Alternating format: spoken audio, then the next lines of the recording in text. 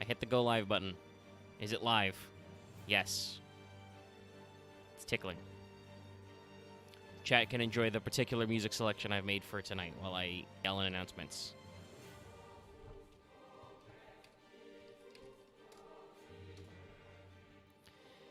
And yes, chat, you should be grateful. Everybody should be grateful. I didn't do my first joke for the name. It would have been another really bad pun. Nobody would have been happy. Well, I say that. I don't know. You might have been happy, you monsters, but I did not go with Dragma balls. I mean, you could. Or you could do some reference to like the Masterful Pack name. Chamber Nation. Yeah, that would also be funny, but that might be a little too. I mean, not obscure is not the right word, but that might get a different SEO cross reference. I can reference the original name of tonight's archetype here. Let me pivot the screen for y'all so you can see. Whoop. Dragma as in like. And I remembered my chat there. Yes. So tonight we're gonna embark on a journey. We're gonna talk about the storyline. Yes, actually, this is another thing that I'll mention. Go ahead. Did they start putting posting content by this time, or did they start posting before this? This is about the time they started, specifically because they pivoted from what they call the master guides, of which there were 6, to what are now usually marketed as the valuable books or valuable book EX. I wish they just posted them online. So those contain. I mean, technically, this was. I think most of this concept art is tweeted by the official OCG Twitter. I know, but it's I meant just like in the Japanese. actual like the lore text. Yeah, it's another one of those cases where they release these lore books in Japanese and then they don't port them at all. Like the closest we got was if you bought the Hidden Arsenal reprint set, they did have a lore insert, which had all the information from those old master guides and valuable books and stuff, just in like a little plastic pamphlet type. So it's different. But yeah, no. I would like lore we'll be operating off the like valuable book EX 1 and 2 for this, which contains these storylines. So there's actual like concept art and shit to show occasionally. Also, if I slur anything awkwardly enough, half my face is still a bit numb. It's still pretty numb, actually. Axe is coming back from some dental work, so if he sounds weird, that's why. I'm relatively in a good mood otherwise, besides sure. Well, I don't know. parts of my body wanting to be removed. There's painkiller in there, but yeah. I usually find dental work is more annoying in the anticipation than the actual getting the work done. To me, it's more just having to wait for my gums to readjust to the crown. But so, we're going to embark on a journey on what is typically called the Abyss storyline by the fans. There's no actual proper, like, full name for what this storyline is supposed to be. The segments in the books are usually called the Closed Land, but that's just they're like the Closed Land, also sometimes called the Abyss. So our story takes place in a continent, in a world, a fantasy world that is physically isolated. This is usually called the Abyss because it is isolated. The Abyss, by the way, is not the Hole. The item known as the Hole is a different proper noun, but in this continent of the Abyss, there is the Hole, there's a giant space hole. There's a hole in space-time that just kind of floats and moves, by the way. It moves around. If you want to see the pattern what it is look at the things on the tapestry of Ecclesia's. Oh, we'll see a couple of there, but yes, it is similar to Ecclesia's tabard there. But so this whole thing sometimes sucks stuff up, never to be seen again, but other times it just it pukes stuff out, and that's kind of what starts our story. So today we're going to talk about Dogmatica, and depending on how long that takes, we might get into Tri-Brigade. And honestly, I did the list up. We'll also be talking about Albaz and Titanic Lad as well, the start, but that's very fast. Yeah. But basically, I've done the breakdown. There's a couple of interesting things about this that are slightly different than our normal fail portrayal. While the World Legacy did work to weave storyline content and events through spell traps, usually specifically the ones called World Legacy, blah, blah, blah.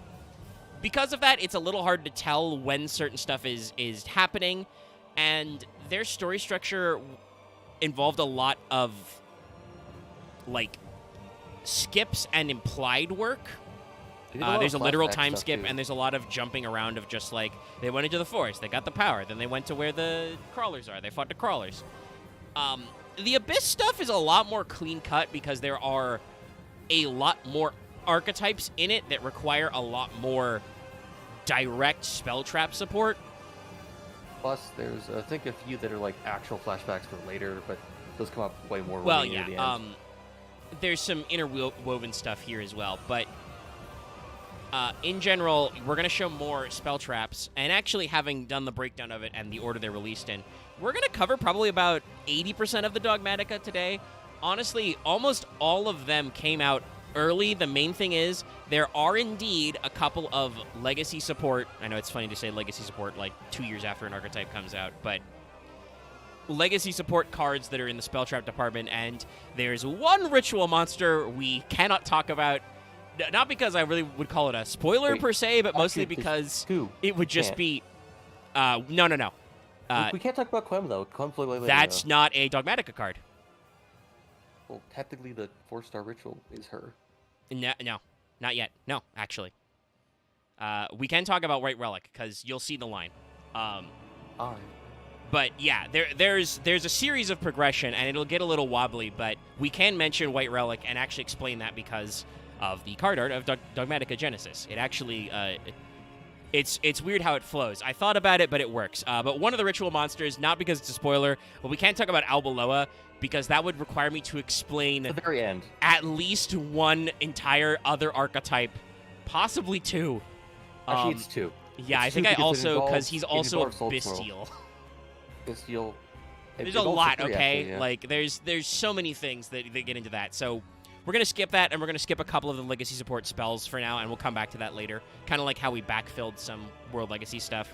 Similarly, if we do actually get to Tri-Brigade, which, again, we might, the actual Dogmatica core is not that long. But if we do get to Tri-Brigade, that one, we're also probably going to talk about, like, 80-ish, 75-ish% of it. And about the remaining, 20-25% is stuff that all comes back at the climax that we're not going to mention yet.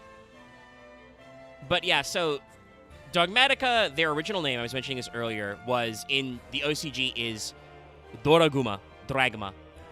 This is meant to be a play on the words dragon and dogma. Dragma. So that's why I say, this a Dragon's Dogma reference? Also because aesthetically... Oh, right. Somebody in chat noticed. I currently have a top 20 Soulsborne songs going. So, because aesthetically, I want to say this. One, I do actually think that the art for this, especially for the actual Dogmatica, but a lot of this art stuff definitely has some cues that I think would be at home in Dragon's Dogma. But also, two, apart from the general tone not being quite right, and there are more comedic elements, there's an almost literal gold saucer interlude we're gonna get to talk about and stuff like that. Fantasy. Yeah, the general vibes of the Abyss storyline are very dark fantasy. I feel like some of the aesthetic cues are taken from some Soulsborne type stuff. Like I would argue some of the aesthetics of Tri-Brigade actually lean a little more like Bloodborne, for instance, kind of like, turn of the century Victorian, a little bit steampunky. The Dogmatica are absolutely a like dark fantasy, It's Demon Souls, honestly. Actually, yeah, no, that's probably a little bit better. It's a little closer to the grip there. But Dogmatica are very theological. Our explanation of their nation, the nation of Dogmatica, they are they're in the north of the Abyss continent. Sorry, I ran out of juice a little there for a sec. They are in possession of a holy item. We'll see later, the Nexus, which in the OCG is named Tetragrammaton. So, if you're wondering what that thing is. But they are led by Maximus. This is a reference to Pontifex Maximus, a.k.a. the Pope. But basically, they are a theocratic nation. They have 666 scriptures. We don't know all of them, but we do have some excerpts. I can read you from the commandments. They have 665 saints right now. As Ecclesia is 665, I think? Or she's 664? Let me see if it actually mentions that right away. They might Because get I know into they're that like the last few saints before the later. final one. But yeah, they have a lot of saints. They have a lot of commandments. One of the rules is you do not look upon the face or go near Maximus. You never look at him. Yeah, I've got the ones they actually printed, so Great. I can read them out if chat wants to hear them. But basically, they are a very strict, like I said, theocratic nation, and because of their, at least they believe anyway, that because of their faith, some of their members of this nation develop what they call the stigmata. That's the cross mark on Ecclesia's head. You can see it right there, the kind of X with the extra bits. Different people can have different numbers. We'll talk about Fleur de Lis later. She actually has one on each of her limbs, so she's very strong. But these stigmata allegedly allow you access to certain miraculous powers. So the people manifest holy powers, and they are part of the church. They are a powerful nation. They are called at some points in the translations of the valuable book a superpower. They have a army of, crusaders, very strong series of people, and they have some very strong strictures. Let's see. Let me read you a couple excerpts.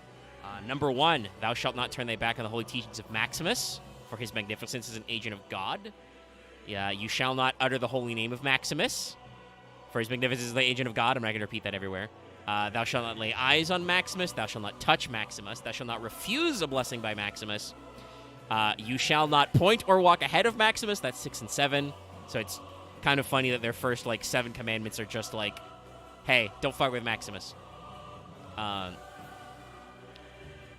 Actual things we, might talk about is 66, 67, and 68 are, thou shalt have no mercy on sinful heretics. Thou shalt have no fear of sinful heretics. Thou shalt lend no ear to sinful heretics. So, kind of their version of hear no evil, speak no evil, see no evil.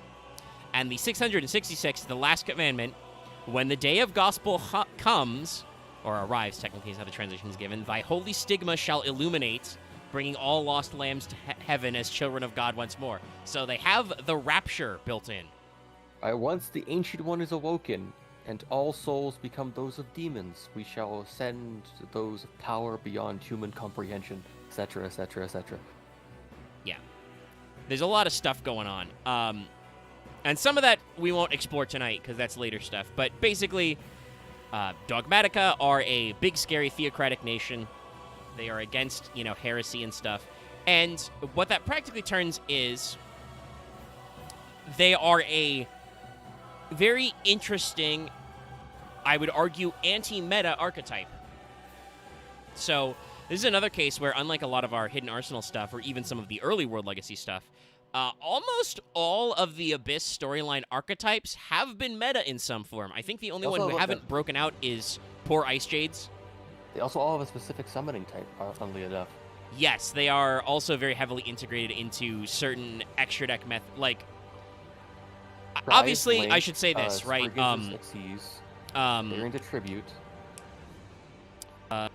World Legacy. That name escaped me for a while. Obviously, all of the World Legacy decks have their own individual, themes and directions, right? But a lot of them involved use of Link monsters, because that was the shiny new mechanic we were introducing. So a lot of them were Link archetypes, because that was the era they came out in. And, there were some vague overlap, some funny stuff going on with, they have a 1 Xyz monster, etc. They have Asynchro in there.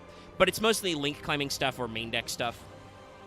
And as X brought up, Abyss does not have that problem. This is truly, the Master Rule revisions, the MR5, because these started dropping in 2020. So this is a very recent cards.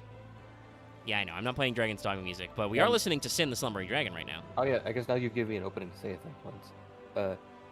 Helion, I think Omega has openly tried to avoid those videos, but I have watched those twice over, so. Yeah, I don't think I've seen them specifically. I don't usually catch a lot of, I like Nova stuff. Lore explaining videos most of the time. There's a few, but he also covers cards in a nice, the way his overlays are designed is really nice, and actually these are comprehend information. Yeah, a lot of people have some good graphics, but hold on, I need to go grab my water.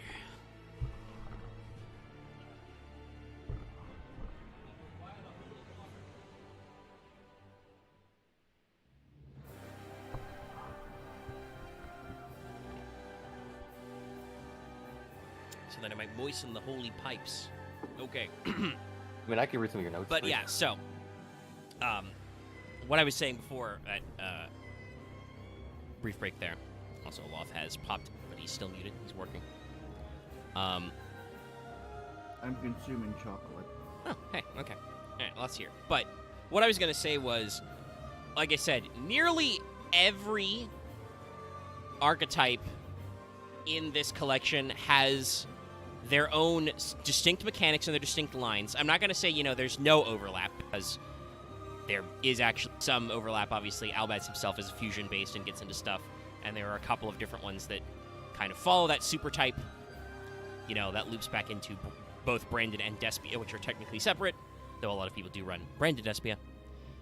Both Sword Soul and Ice Jade are about synchro stuff, but in different ways. But they're all, like I said, very distinctualized, very specific ways that they work and have their own methods. And specifically, Dogmatica was always known it would probably be a meta archetype, or at the time anti-meta, because, as I said, it emerged in early to mid 2020. Rise of the Duelist, great set. I got that box somewhere. Actually, fun fact, I've talked about this before, but to remind everybody, I own a Starlight Rare Ecclesia. It's the only Starlight Rare I've got. It's pretty cool.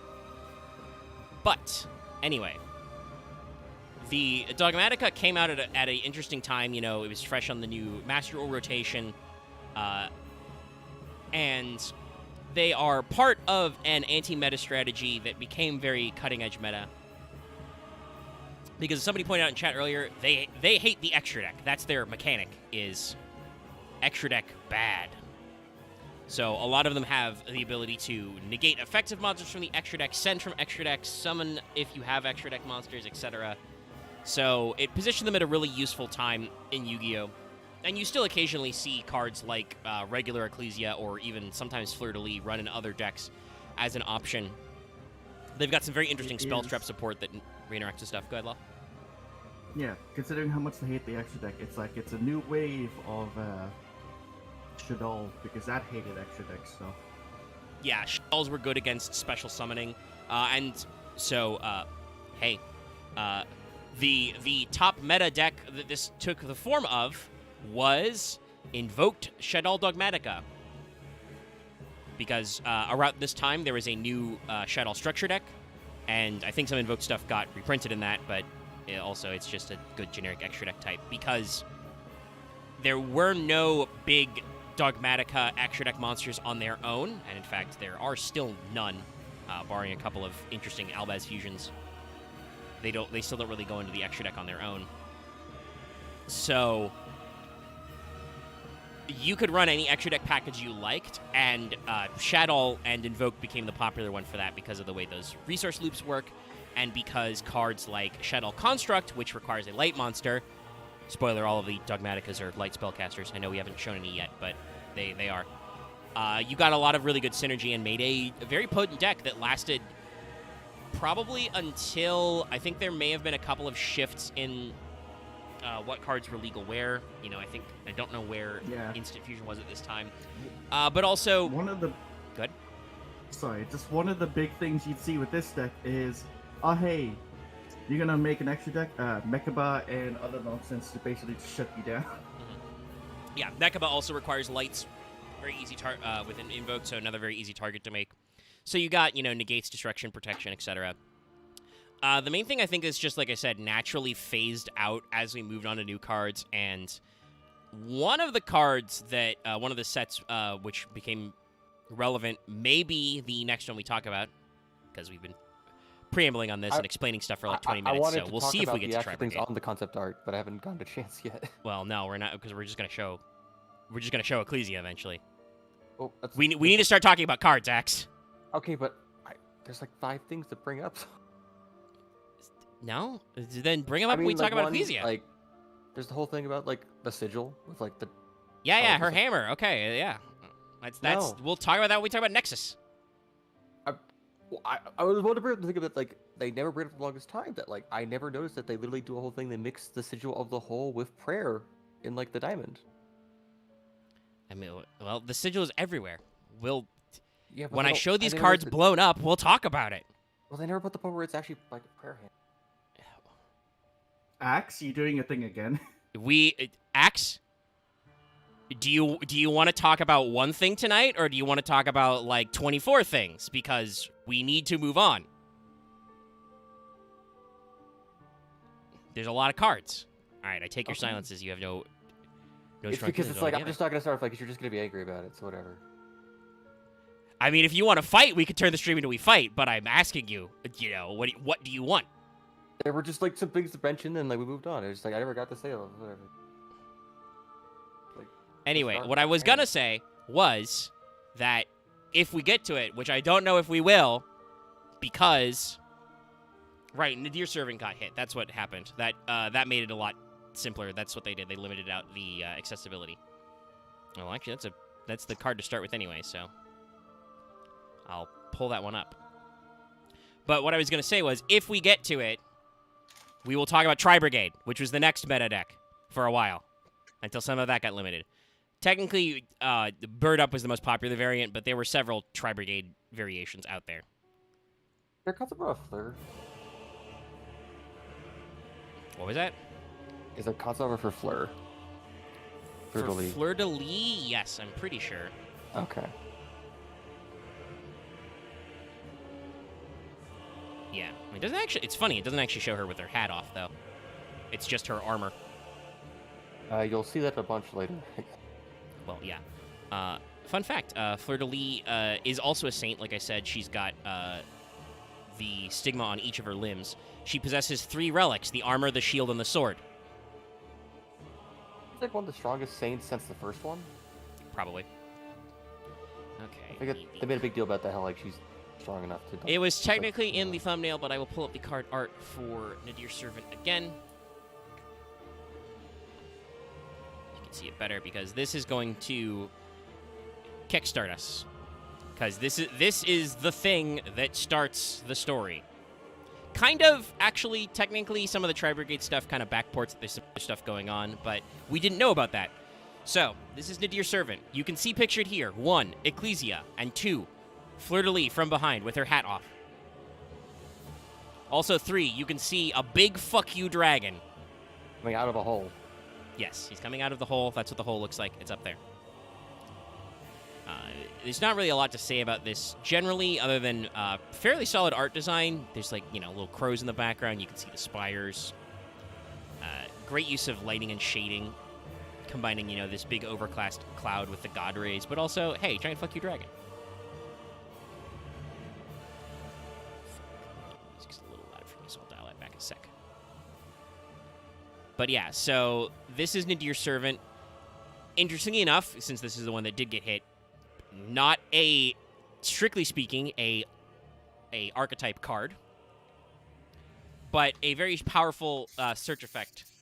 And to this day, that was a weird sound. Sorry, I was opening up a bottle. Yeah. Came across very directly into your microphone. This card to this day is still semi-limited in the OCG. I don't know why. The OCG stays scared of things for long times.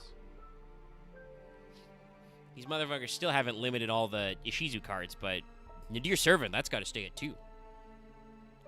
Anyway, what Nadir Servant actually does is send 1 monster from your extra deck to the graveyard, which, we all understand is actually a plus most of the time.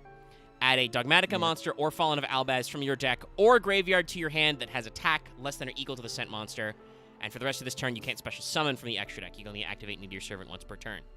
This card was so powerful because it searched you those things that it, had to be limited. Because technically, you can plus off this. Entis is 2,500, which searches you most of the archetype. I hated seeing that fucking thing thanks to this. Just, oh hey, it's Entis again. Yeah, and it's funny that Entis is the elder entity that's not the banned one. Norden was worse. But, yeah, Nadir Servant, very powerful card because it sends from extra, which pluses. They also eventually released the Fossil Monsters finally, which is more attack and more shenanigans you can do. And at the very least, because this is the thing I actually run in decks that run punishment, which we will talk about later. But another funny thing is 5-headed dragon is just a vanilla 5k guy. So, like, if you don't need extra deck slots, you can just put 3 of that motherfucker in there and search whatever you want. He's got 5k, you know? Same with punishment. You can just use it to blow up guys. But yeah, so Nadir Servant shows a dragon falling from the sky, while our 2 saints are like, yo, what the fuck is that? Well, what the fuck that is technically, well, it's not yet quite Fallen of Albaz, but, you know. It's weird to talk about the extra deck, the fusion monster, without talking about his materials first. That would be weird. So, let's mention the other core of this, often sometimes called it is often called the Albaz lore, or the Albaz story, because he is one of our protagonists. So, this is the Fallen of Albaz. This is a very large image somebody's drawn. Hold on, let's make that smaller. Here he is, the Dragon Boy himself.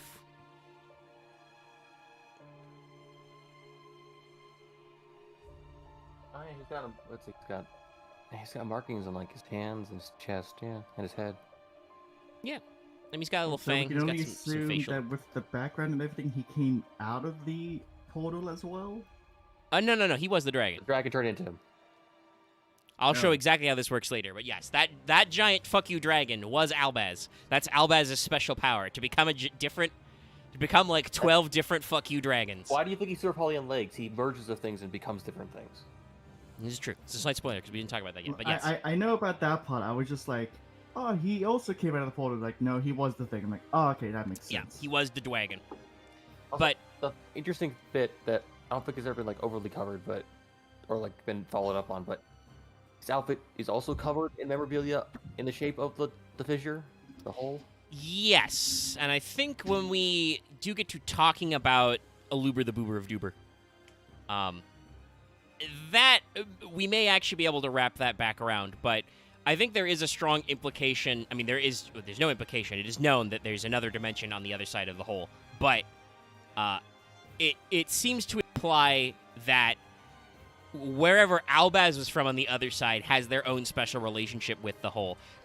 Albaz doesn't know, because guess what, kids? This motherfucker's an anime/JRPG protagonist. He has amnesia. Yes, that is canon. It's mentioned in the No. valuable book. He doesn't remember shit. I mean, I feel like probably the concussion from hitting the ground. Well, also, he's hey, so I mentioned cute. Dogmatic of Punishment earlier. Also, Fleur de Lis booped his snoot really hard. She did lightning bolt him, yeah. She smacked him in the face with her giant sword. Dogmatic so- punishment is her just doing the Yes. thing. Which also, by the way, actually like works as well with that version he was, Titanic Glad. Now, this is a really Fucking interesting tough. guy because let me double check the translation. But there was a lot of weird localization of this. Yeah, okay. So the technical term in Japanese, because his name there is Arubasu no Rakuin, does mean illegitimate son of Albus. So literally is fallen child of Albus, but that's what it's standing for here. There were a lot of really weird attempts to translate this. They went with just Fallen of Albaz. They didn't mention, they didn't change it to Albus. They called him Albaz, etc., which goes around. But you may have seen this, for instance, on Ediopro for a long time as Albus Nullius Filius, the null child or whatever. There's a lot of weird shit. Fallen of Albaz works as close to this. You can also argue technically Albus isn't even his name, but he doesn't remember, so Albus Dumbledore. that may be why they decided to change it. Although colors are very often at play here. There's a lot of talk of white, red, etc. Alba, albus, etc. is the Latin root for white, so In fact, Brandon White, I believe, directly references one of Albaz's forms.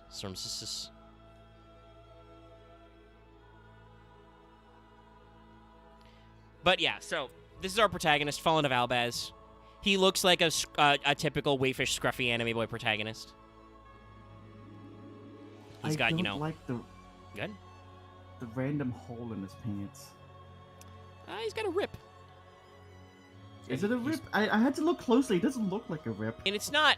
It might be more of a cut than a rip, but we can't actually tell if it's symmetrical. So I think it is just damage. Like his clothes are kind of all over the place. It's interesting. Again, he got lightning bolted. He hit the ground. He got lightning bolted. Oh, did rampage, it and then he got kind of thrown against rocks. Did Ecclesia decide to call him Albaz? Oh, So. is that how? Because I haven't worked out exactly. I think she did. It might make sense, you know, trying to work out his name. I do like, you know, they're a little chunky, but he's got his JRPG protagonist gloves on. Yep. You know, he's minding his own God, business. You're right. Yeah, no, he's got his big chunky gloves. Ready to go to town. It looks like he's wearing a weird, you know, fanged hood collar, which is kind of funny because dragon. And obviously you can see he has crashed in the Dogmatica city, but it's slightly blowed up. There's like fire around him and stuff, but still a god ray. So what Albaz does, first of all, Fallen of Albaz is a dark dragon, level 4, 1800 0. So yes, Albaz is a dragon, even as a man. He is a dragon man. Yes. If this card is normal or special except during the damage step, you can discard a card, fusion summon a fusion monster from your extra deck using monsters on either side as fusion material, including this card, but you cannot use other monsters you control as fusion material. You know, use the effect of Fallen of Albaz once per turn. So yeah, Big Al here is a super poly on legs. He requires you to discard a card. He doesn't have the, you know, you cannot respond effect, and it's not a quick effect per se, but it is on summon, normal or special, except during damage step. Now, that other monsters you control effect, that's not overly limiting. That just means that you can't use, you know, monsters on your board that you control. Though it does note, it says monsters on either field.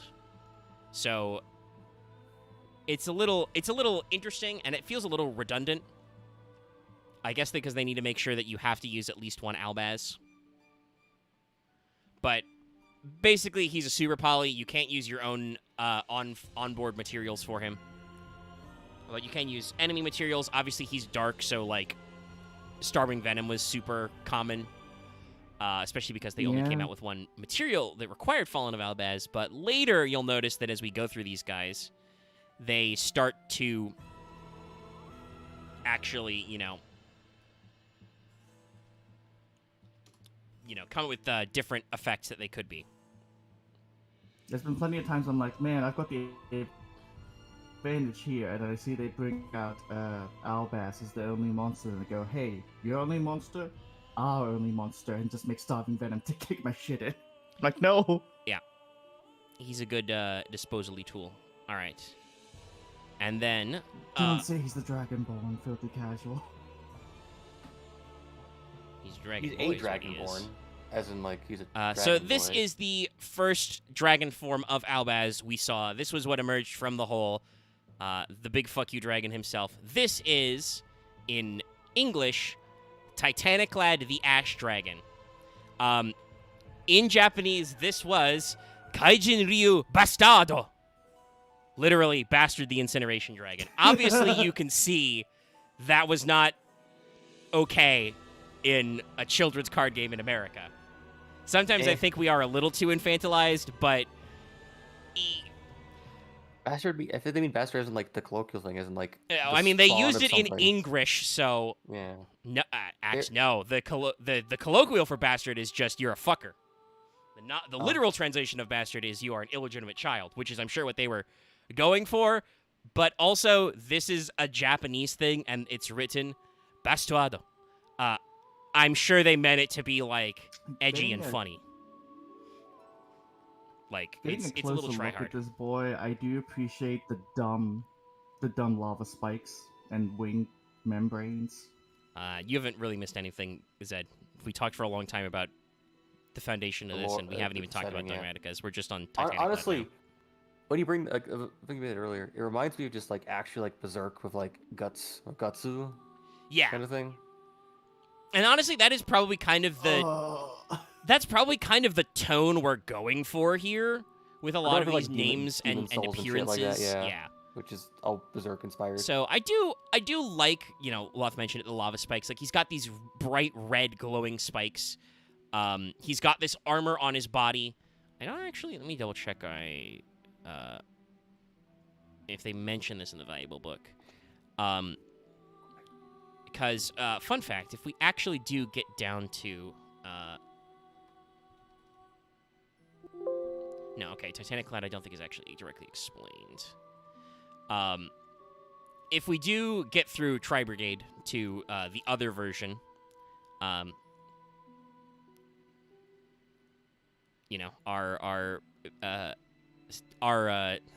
non-Titanic clad dragon, Brigand. No, I did not misspeak. That's actually what his localized name is. I don't know why they couldn't allow Brigand. But that's art-wise, Brigand is just Titanic clad shirtless, basically.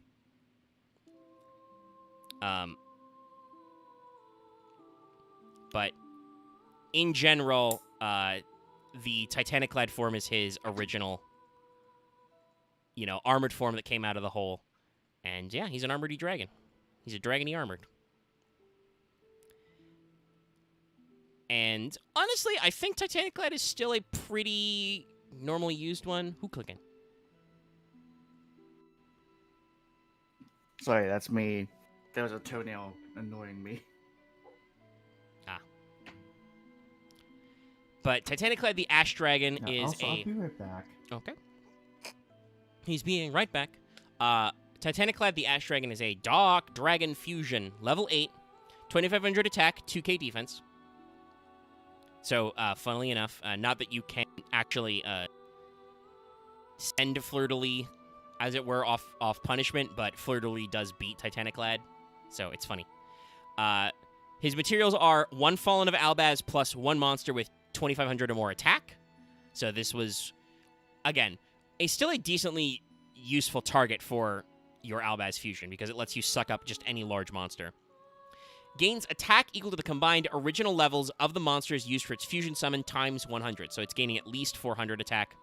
After this card is fusion summoned, for the rest of this turn, it is unaffected by the activated effects of any other monsters special summoned from the extra deck. So, while lore-wise, Titanic Clad is not working with Dogmatica, thematically, Titanic Clad is like the Dogmatica Albaz fusion, because cards like Fleur-de-Lis and, I think Maximus has 3k attack. Nexus, I think, is the 3k defense. Or is it 300? Anyway, Maximus, I think, is pretty big. I don't remember if Ashian is big also. He came later. But, like, Fleur-de-Lis 25. Like 26, 28, something, but they have, like... Yeah, so there's a couple of the Dogmaticas that meet this requirement. And obviously, with its extra deck hate effect, and with its second effect we're going to talk about, it feels like it slides in, because it does name-check the Dogmatic archetype as well. During your end phase, if this card's in the graveyard because it was sent there this turn, you can add to your hand or special summon a Dogmatica monster or a Fallen of Albaz from your deck. You can only use the effect of Titanic Clad once per turn. So, even though, again, Titanic Clad in the lore is not working with the Dogmaticas at all, it does directly reference their archetype, and so is arguably the Albaz fusion that works with them. And honestly, the summon effect makes sense. Titanic Clad's appearance, is met by Fleur-de-Lis. He encounters Ecclesia, literally in Dogmatica Encounter. Haha. So, there's stuff like that, right? So it makes sense that they have synergy. But yeah, this kind of showcases what we mentioned earlier.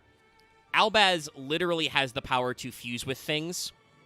Not permanently, but he can synchronize powers of other creatures and become a giant fuck you dragon and become lots of different giant fuck you dragons if he feels like it. And that lets him overcome various enemies. But yeah, so Titanic Clad he pops out of the hole. He's a big boy. He's very angry. And he gets his snoot booped. So let's actually start going down the Dogmatica line. I've just got these in alphabetical because, as I mentioned earlier, barring the Well, technically the rituals are at the end anyway, but other than Ashion, most Dogmatica cards just kind of come out in that first wave, and they didn't really get a lot of extra support in their main deck.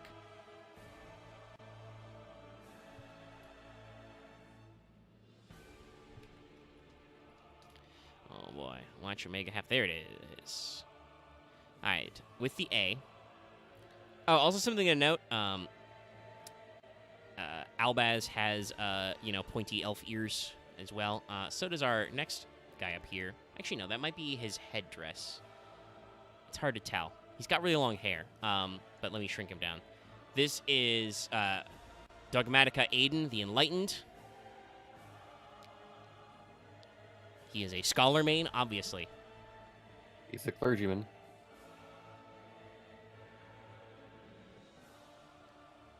But yes, it's, that's just his straight up name. He is a guy. This is a Dogmatica man. He has a book. He yells forth the sigil. You So I can see never kind of played Three Houses, but he reminds me of that one guy from Three Houses. Well, we're not going to be able to be more specific because you haven't played A it. lot of But dudes. I don't know what that means. There's many, The guy who's many, got the many, little many men. sister/daughter, Huh? also with green hair. I need to look That this is- up. Well, Hold on. Also, Aiden doesn't actually have green hair. That's just an effect of the yellowish green thing in front of him. You can clearly see that he's got like brown hair under there. In general, the kind of, it's people. Somebody earlier in chat also joked about whatchamacallit, this being just a Fire Emblem plot as well. Fire Emblem has done a lot of plots of fantasy setting. Yes, but thematically, again, because this came out in 2020, you could argue there are some aesthetic parallels. I don't think it's intentional because game development takes a long time. But, yes, a lot of the Dogmatica guys are green and gold, or white and gold, I should say, and usually have some, glowing yellow, glowing green, etc. with them. And sometimes they have individual color motifs, I think Aiden is a little green-leaning with his inner sigil. It's very green glowy right here. If I literally took this sample and this sample, they'd be different. Fleur de Lis kind of has, a slight purple thing, because her hair is purple. Saw her from behind. Stuff like that. Ecclesia is associated with white.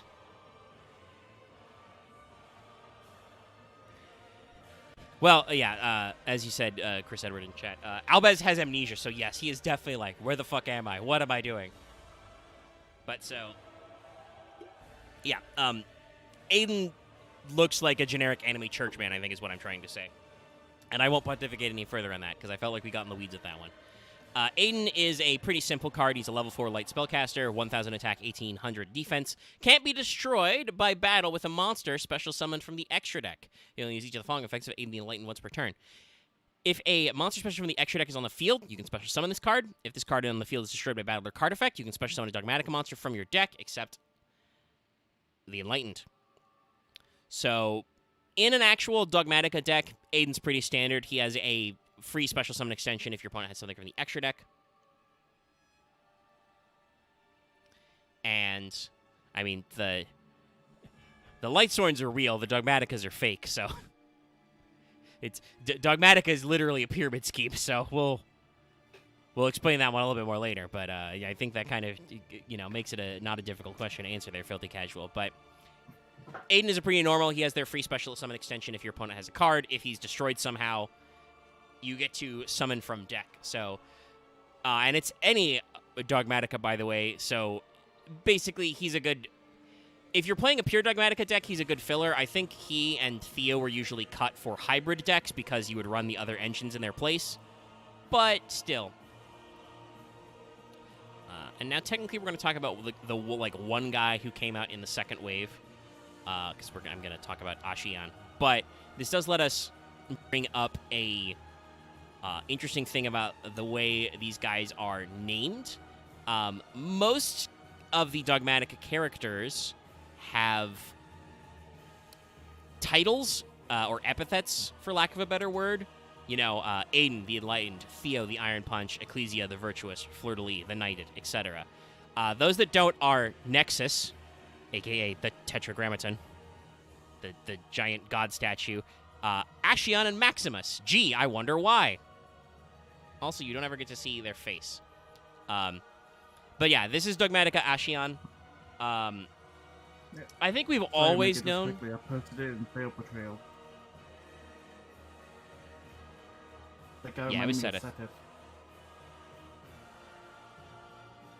I guess he could be like a young Seth. Aiden doesn't have a beard, and his hair's not actually green. Anyway. Look at this Sentai evil group. Yes, so I was about to say, I don't think anybody's ever thought that Ashion didn't kind of look like a dork. Because he's got his... I don't even think we can call those Wolverine claws. We're talking giant... what's the claws guy from Street Fighter? Vega? Yeah, that Vega. guy. Doesn't he also wear a mask? Yes. Mm-hmm. Yeah. We're getting to, like, that kind of level of absurdity. And I think Ashion's, like, even more ludicrous than Vega. If anyone here has ever played Dynasty Warriors, he's giving off big Zhang He vibes. Clearly this cross-arm thing is, like, their salute. Makes sense, by the way, though, because the stigma is X-shaped. But, yeah. He's named Ashion, which is obviously supposed to be, like, assassin. In the OCG, he was literally Hashashin Dragma. So, yeah, he's Dogmatica Assassin. And he's got a squad of church-based assassins behind him. What... now, if you ever ask yourself, what religion needs an order of secret assassins? None. None religion actually needs that. That's not a thing that your religious services should fulfill. At the very least, make them like weird vampire hunters, you know? Anyway. Ashion is literally JoJo posing right now, and that's all you really need to know about him.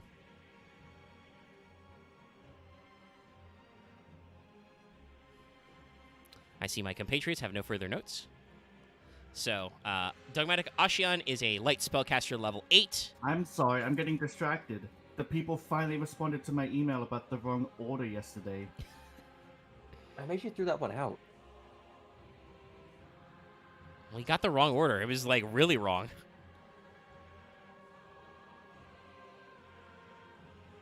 Axe, as someone who I would only assume has similar autistic taste buds, yeah, getting the wrong food is really gonna set you off. Listen, I'm hungry, I'd eat it. But that's... Well, I mean, you wouldn't eat it, though, because also, don't you have food allergies? Yes. Yeah, so you gotta be careful. Somebody sent you the wrong meal. What if it's really bad for you? Now that I think Loth has... He doesn't talk about having heavy food allergies, but it's a similar concept. Like, you don't eat weird food that's addressed to people that aren't you. And you should probably complain about it. Don't be one of those people who cruises through life just letting other people step on you. Be like, hey. Pretty casual is correct. How is this guy a spellcaster? It's because they're all spellcasters, but yeah. I mean, technically, it might make sense when we show some other future spell card art. I believe the implication is that, remember, if you have the stigma, you can perform minor miracles. I think the idea is that they do have magical powers of some kind. There's no, like, priest, you know, subtype in Yu-Gi-Oh! You're either an angel or a spellcaster. But yeah, or a fairy in that case, but they went with spellcaster. But yeah, he's got 2k attack, 300 defense, so we were wrong earlier. I thought he was much bigger. That said, he does say, if a Fusion Thinker Xyz or Link monster is sent to the graveyard, except during the damage step, you can special summon this card from your hand. If this card is special summoned from your hand, target one Dogmatica card in your graveyard except Ashion, add it to your hand. When your opponent's monster declares an attack, you can make all Dogmatica monsters you currently control gain 500 attack. You can only use each effect of Ashion once per turn. So Ashion modulates attack. He can special summon himself. If he's special summoned, he lets you recur a Dogmatica card. He's a fairly solid guy in archetype, gives you some more big boys. Not as cool as some of the others, but he's a guy. Looking at his claws, it just seems so ridiculous looking at how large the claws he has compared to the rest of the goon squad. Like he really wanted to make Yeah. himself special. Yeah. I mean, given what we know later, the fact that, shall we say that Ashion is a little extra, it makes sense. But yeah, it's a little weird. It's a little over the top. This is gonna be huge, isn't it? Oh no, I didn't even grab the right one. I'm saving it. It's not copying. Okay. Yeah, it's still big. Anyway, it's time for the heroine to appear. It's Dogmatica Ecclesia, the Virtuous. So you can clearly tell from this card art that, while not like one-to-one, like literally, if I put Albaz's art on the left side of this, it matches up because I'm pretty sure some of Albaz's cloak and stuff is like bleeding off screen. But given that there's like these embers rushing up and it's in the similar like destroyed cityscape, you're pretty clearly close to tell that in Albaz's art, Ecclesia is rushing towards him, and we'll see them actually meet in a second when we get to a spell trap. A trap card, specifically. But yeah, it's Ecclesia. She's gonna give him the big bonk. Yes, she has her big hammer. We showed the concept art earlier, which is probably better because you can see a little bit more that she has the Nexus symbol on the front, though obviously the Nexus symbol is pretty clear on Aiden, so you can make some assumptions. But she's got her tabard, she's got her little hair clip things. You can see her stigma on her forehead very clearly. Not really a lot to add about Ecclesia. You'll see Ecclesia a couple times throughout this storyline, much like Albaz, so she gets a couple of outfit changes. I mean, this one's not my favorite outfit of hers, but it's decent armor. It's practical. Yeah. Somewhat. It's definitely a little bit in the I would say the Fire Emblem area. Like, it's a little exaggerated, but not too exaggerated. Like, notice how she's got these, like, super long, ribbon things, like, on her back of her armor that go around. Why? Anime. But in general, yeah, no, she's Ecclesia the Virtuous. She sure looks like it. Specifically, her name in the OCG is Seijo Ecclesia, so she is Ecclesia the Dogmatica Saint. They just went for Virtuous instead, so... And Ecclesia is well, it's funny you say that, Loth. The phrase Ecclesia is Greek, and it is the Greek and Latin name for the Christian church. God damn it. Yeah, so it's interesting how, but that's like an obscure astrological thing. Your normal Protestant evangelist, Southern American Bible thumper doesn't know what the fucking ecclesia is. So they won't complain. But if you called it a saint, Catholic propaganda. Anyway, ecclesia. She ecclesian. But yeah, She's precious. The religious significance is not is intentional. Well, it was a giant, scary dragon, and I suspect he may have set some buildings on fire before they beat him up. But basically, this also makes sense with some stuff we're going to talk about in a second. But Fleur-de-Lis and Ecclesia are supposed to be very close. Grew up together, so on. We'll actually discuss the exact flavor text in a second. But Ecclesia, before she became a saint, was Fleur-de-Lis' squire, so Fleur-de-Lis bonking this, makes sense. But the other thing that's interesting, I think they've got her height and stuff, but it's funny, these little notes you get, and we wouldn't get this just by looking at the concept art because it's written in Japanese, but in her concept art it was noted, Ecclesia is a big eater. She likes food. So, if you need to question if she's more adorable. But speaking of... Actually, no. We need to talk about what Ecclesia does. Not that chat probably needs a liner on this, because even to this day, in certain brews, Ecclesia is an incredibly common card, but we'll go over it. Ecclesia is a level 4 spellcaster. She's got 15-15. This level 4, 15-15 combo is fairly commonly recurring. Can't be destroyed by battle with a monster special summon from the extra deck. You can use the feature the following effects once per turn. If a monster that is special summoned from the extra deck is on the field, you can special summon this card from your hand. Oh, hey, it's Dallas. Chaos. Yep. Howdy, Dallas. Hello. Hi. Oh god, it's rising. It's not that bad. I assume we're doing Dogmatica? Yeah, we're talking about Dragma right now. Dallas is a little far away. Ah. Okay, I would get closer. But, Is this better? oh, yeah, No. there's some wind on your end, but I don't know if you've got a fan or something. I just have a microphone that doesn't pick up my full of fans. I'm not joking, by the way. There are 4 fan-type devices running in my room right now. I mean, you live in Florida. I can't blame you. Listen, it's almost 10 o'clock at night. It says it's still over 70 degrees outside. I believe it. Yep. It's warm. Complaining about the heat has transferred from me to Omega. You now have my power. Well, it's because you're upside down, so we just pass back and forth. Anyway, we're talking about... Yeah, but here's the thing, One, Lost. two, At least three. where we live, the air isn't water. Actually, I don't know. Loth, would you say you live in a more humid part of the upside down? Yes. Okay. There are some I swampy... live near okay. the Brisbane River, for fuck's sake. There's some swampy Oh, parts Okay, never mind. of then. Australia. I'm the one who lives in dry ass bones ass area. Yeah, you live in a desert. An unironic, I mean, I literal technically live desert. near the beach, Oh. but even still, it's still Saltwater dry. doesn't count. We all know. I live in the mountains. Well, good for you. Bully for you. Fuck. He's Yeah. a vampire.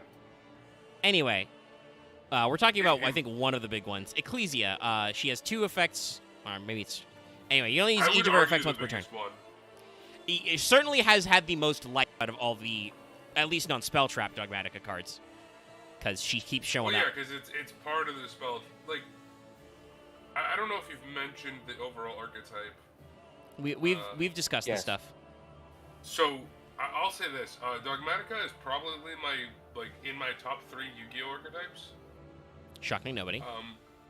Because it is a type of archetype that I love, which is a deck build thriving archetype.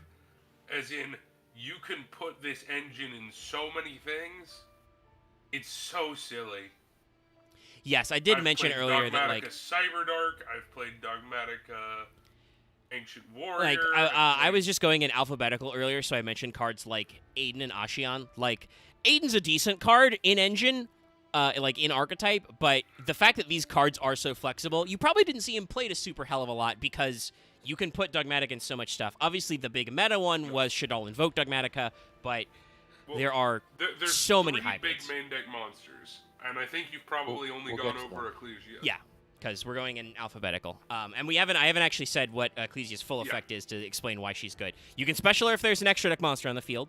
If she's normal or specialed, you can add a Dogmatica card from your deck to your hand except Ecclesia. And you can't special summon from the extra deck for the rest of this turn. So she is just a normal or special. She's easily searchable with another card, which, as we said earlier, the reason why Dogmatica kind of fell out as a meta deck combo was they limited Nadir Servant. Which is non-searchable with Ecclesia, but searches Ecclesia. So, very searchable card. And if you're going second, she's just a free special. But I will say, you can compensate that because there are some other cards that can search Ecclesia. Yes, there are some packages in there, but yeah, she's just highly searchable. She's a level 4, so she's always normal summonable, so you can get her effect off, and she searches the cards. And hey, we mentioned this earlier, but Dogmatica Spell Traps, good. Those are generally good cards.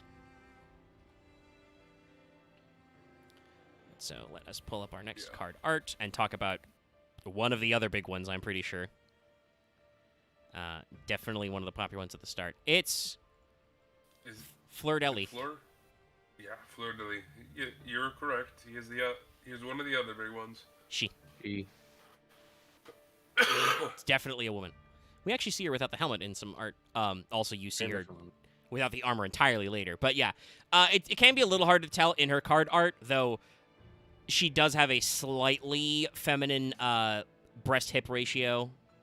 You know, Her shoulder, armor's kind of feminine. shoulder, waist, hip stuff. She's also got heels on, though it's hard to tell in this card art because she is currently fucking floating. Dallas exploded. He may be back. But, yeah, he did. Okay, I'm back. Yeah, he's back from exploding. Welcome to biblically accurate Dark Souls boss. Yes, so this is why I mentioned earlier, like, there's definitely some certain Demon Souls, Dark Souls vibe.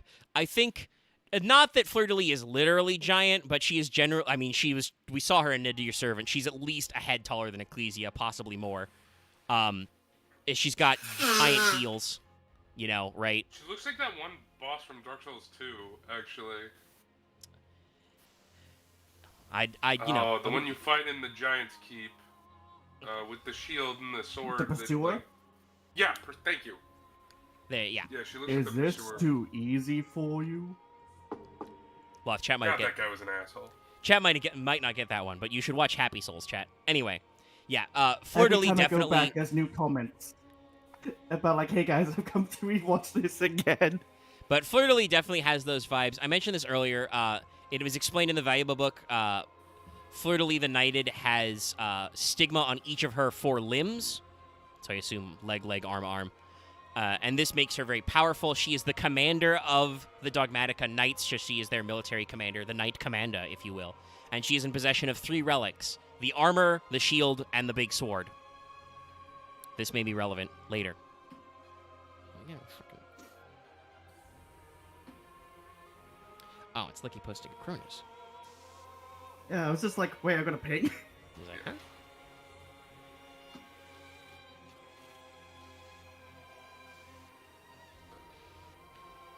Fleur is good.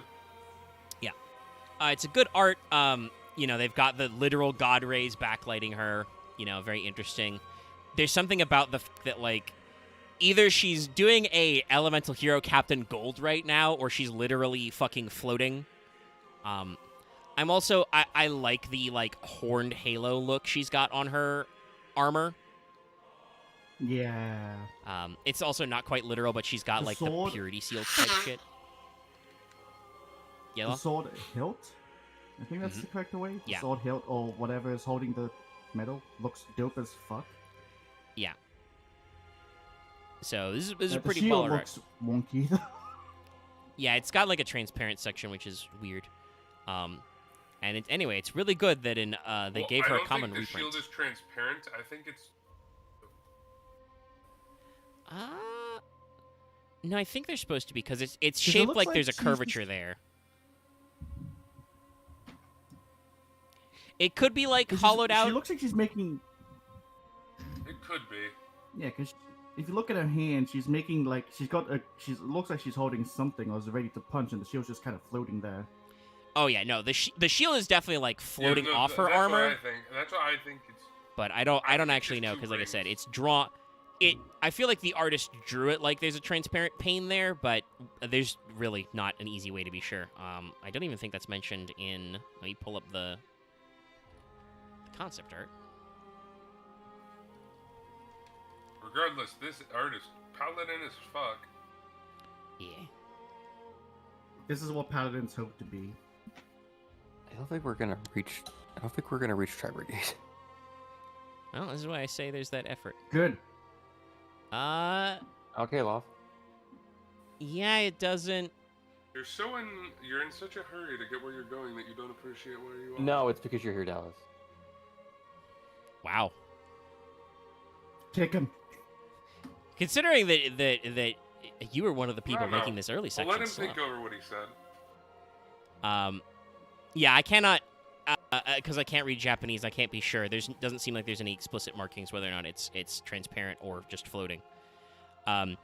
She does have like you can kind of see it in the card art. You see those? Let me make sure I'm tabbed in. You see these bits, chat? This section down here. Also, yes, no. Loth hates exactly Revolt. Honestly, otherwise, No, Loth it's- should all be about Tri Brigade because of how fluffy No, they are. it isn't. It isn't just Revolt. It's every time they make that big asshole. Oh right, it's because lava's shaped by all of his bestial trauma. I keep forgetting this. I'm also shaped by all my hatred towards your comments. Well, nothing. So Oh, come on, you bring it don't on. like the taste of fresh leather boots in your mouth? Listen, all we know is that just recall that even though I don't think Master Duel ever did anything about Try, maybe they put Revolt to 2, eventually Set Revolt, Pitchforce, Summon Shurag stopped being relevant. People don't really do that anymore. What I was going to say was, chat, if you can see those things at the bottom here, those are actually solid metal, and it's very mecha. Let me see if I can actually, like... Yes, I know what you mean. It is very mechanized to see it. Here's the actual, like, concept art. So, like, they act as, like, bracers, because she doesn't actually have that long of a heel, and then when she flies, they just slap, like, all the way down. It's weird. It's her landing gear! Yeah, basically. So, this bitch flying. I mean, real, it's because they knew the heel part sucked. I mean, the heel's a little skinny, but I think I'm sure the artist was told to be like, yo, this character flies. Do some weird shit with that. I'll say this: when I called Dogmatica a Final Fantasy-like archetype, it wasn't really because of Ecclesia. It was because of this. Oh, mean, yeah, no. one There's More also things of, some actual like demon souls, armored layers. Yeah. I mean, I would say this lends more towards the Dark Souls side of things slightly, just because there's a fuck ton of giant armored people in Dark Souls, right? But there's definitely some. I also it think doesn't have the right- plot-wise, like the actual plot structure, because we haven't gotten very deep because we haven't talked about a lot of the spell traps. That's where a lot of story stuff happens. But so far, we've covered that there's a literal isolated continent with a theocratic nation. We're 1 month away from Final Fantasy 16, by the way. With the giant cross-dimensional hole in it, the hole spits out a dragon. Fleur-de-lis punches that dragon. The dragon turns into a cute anime monster boy, and plot happens. I'm fairly certain that's pretty close to the openings of a couple of Final Fantasies. TBH. Yeah, no, I can definitely agree with Zed in chat. This is definitely more Dark Souls 2 than it is. It's not gritty or grimy enough to be 1 or 3 It's true, because she's a very lot of the shiny. armors in that game are like rusted. But Dark Souls 2 is full of shiny armor boys. And we might see some weird stuff later. Anyway, Oh no, her- we'll get to the Dark Souls boss later. her name This is I have one. Fleur-de-lis in both. In the OCG, it's just Fleur-de-lis, the Dragma, the Dogmatica Knight. So it's just Dogmatica Fleur-de-lis, the Knighted, keeping with the epithets. She is a level 8 spellcaster, just again to keep everything on theme. Just hearing the name Fleur-de-lis, I'm just like, oh yeah, this has synergy with Baron de Fleur, right? No. I mean, you could try and make it work with the. I mean, I No, guess you it- could, because she's an 8, but no, it's just... we It's really like the the- word... well, actually, no. Baron is that way because that was that one lady from 5D's theme was de Flower. Yeah. Yeah. It's This just one a at least is a Fleur de Lis type Chevalier. yeah brain rot with words. But she's No, I get it. 25-25. During your main phase, if a monster is special summoned... during the main phase, sorry. If a monster is special summoned from the extra deck... If a monster special for the extra deck is on the field, you can special summon this card from your hand. Then if you control another Dogmatica monster, you can negate the effects of one face-up monster on the field until the end of his turn.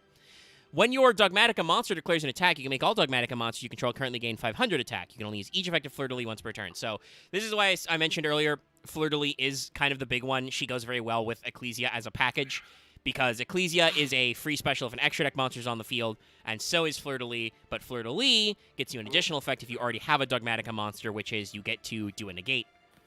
And also Okay, she there's becomes huge. Usually the package is 3 Ecclesia, 1 Fleur-de-Lis, 1 of another main deck monster, then 2 Punishment, 2 Nadir.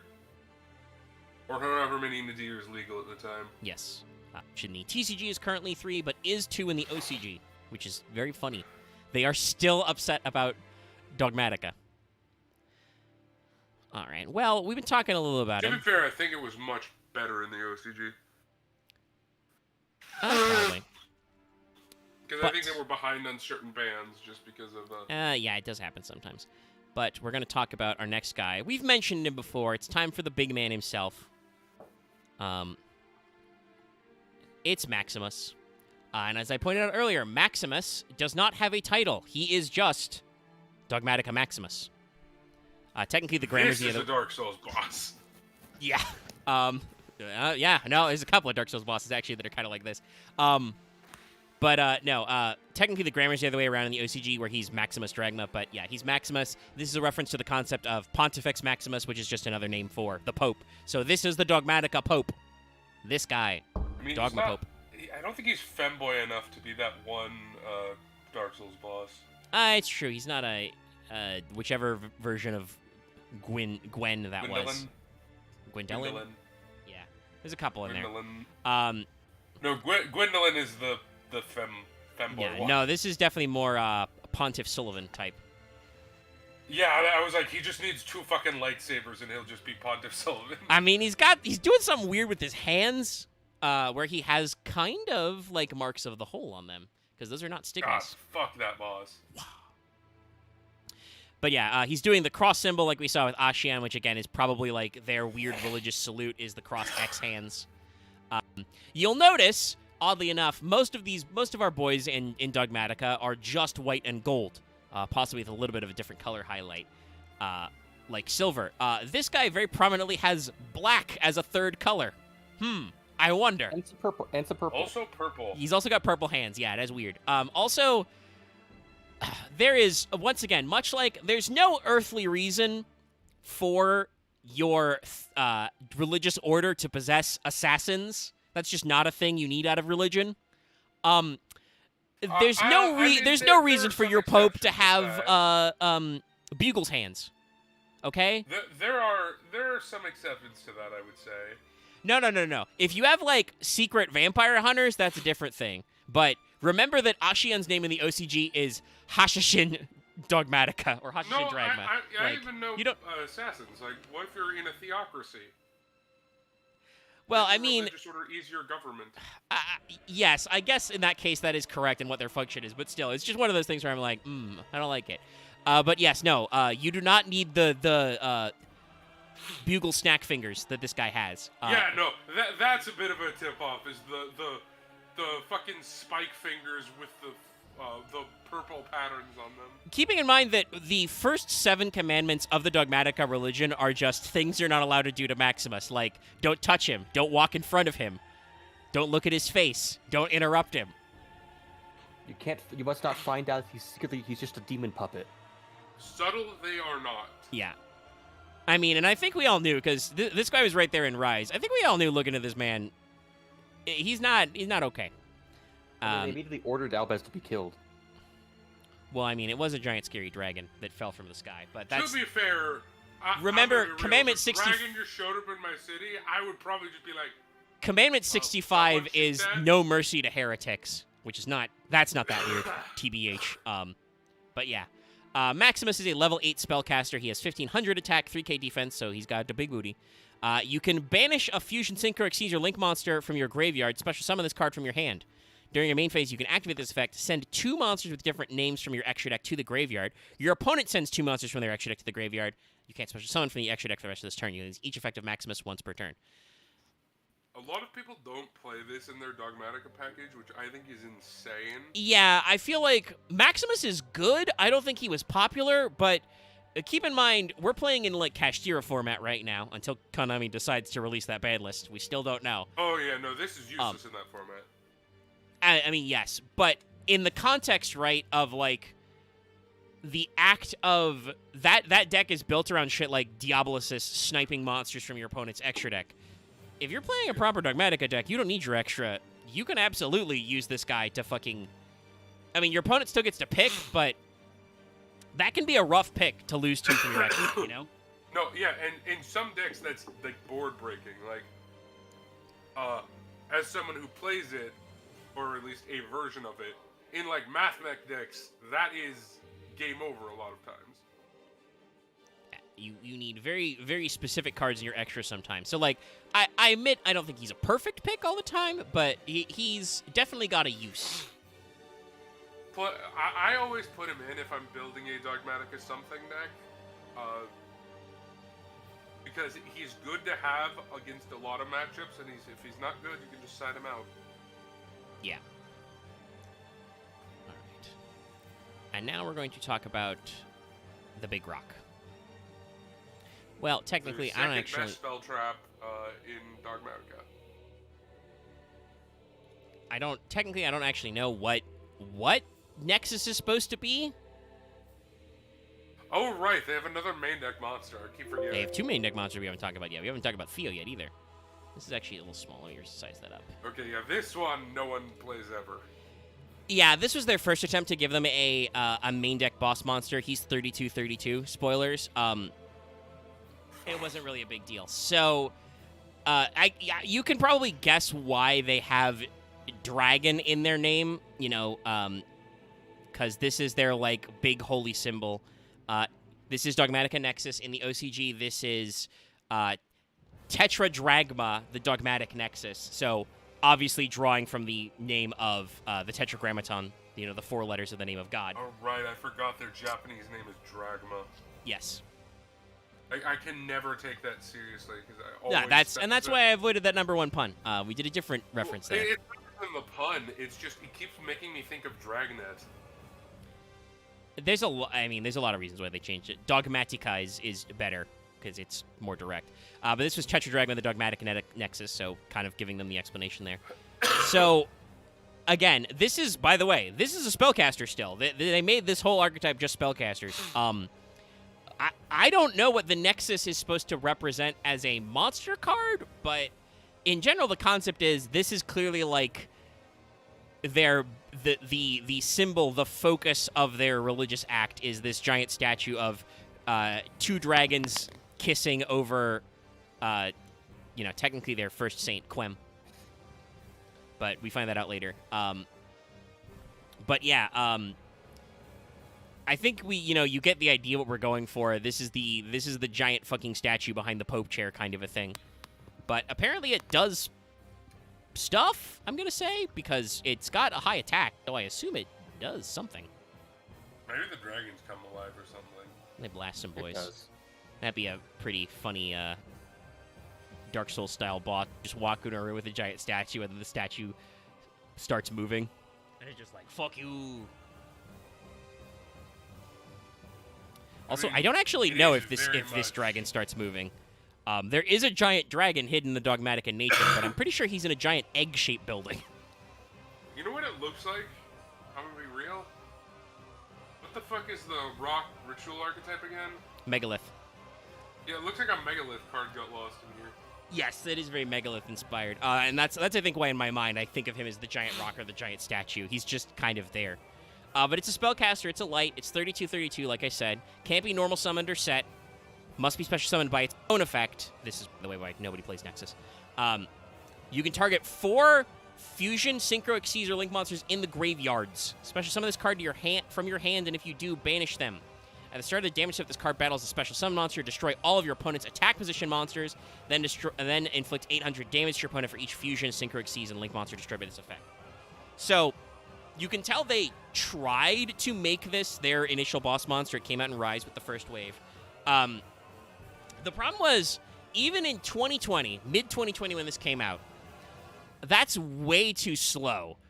Like, the fact that you need to put 4 extra deck monsters in either graveyard, if you're letting your opponent do that, either you've already won because you've gotten rid of their whole board and they're gonna lose, or your opponent has just, like, link climbed through 4 things and made an unfuckable guy. This card in 1 sentence. Yeah? Or 2 words, actually. Quick effect. Just yeah. make it a quick effect summon. That would probably make it a lot more useful, but no, you have to do it from your hand on your turn. You have to have 4 extra deck monsters, which again, yes, Dogmatica's own spell traps put a lot in there, but some of those are on traps, which take a turn. So, I think basically what people realized is this effect is just way more steps to Shadow Construct. Hey, you know what makes Shadow Construct a lot easier? If you just play Shaddolls in Dogmatica. The Dogmaticas are all lights. Shaddol Fusion works if your opponent has an extra deck monster on the board. Just go for it, baby. Who needs hoops? Like, you lose out on the fact that it's kind of a mirror force and a burn, but you can also just win the game easier. So yeah, Nexus does not really get brought up a lot. And then there's Now, one if it was more. a quick effect, it'd be a very useful card. I mean, it's a 3200 defender, so yeah, just being able to be like, hey. Well, it's a 3200 defender that in all likelihood, when your opponent attacks, is going to go, yeah, if you touch me, I explode. Yes. At the start of the damage step, if this card battles a special summon monster, pop all attack mode monsters, yeah. Also, then it would technically be like it would be a very specific DD Crow, but it would be a DD Crow, because remember, it banishes. Yeah. But so, it's time for Like, our it wouldn't be perfect, but it would be usable. last of the original Dogmatica crew. Man, Dogmatic is definitely one of those archetypes where it has a bunch of dog water cards. I don't know if it's got a bunch, but yeah, there's a handful that aren't really used. Here is Dogmatica Theo, the Iron Punch. Theo, the Dragma Iron Hammer. He's got a hammer. He's got a Theo. He's very blue. You can see that he's got stigma on his one arm, which is the arm he uses to punch. Oh, and he's got slight clown shoes. Yeah, this art is not great. Not a huge fan of that. It's all right. The Like, clown This shoes is are not very bad. much an isekai anime art.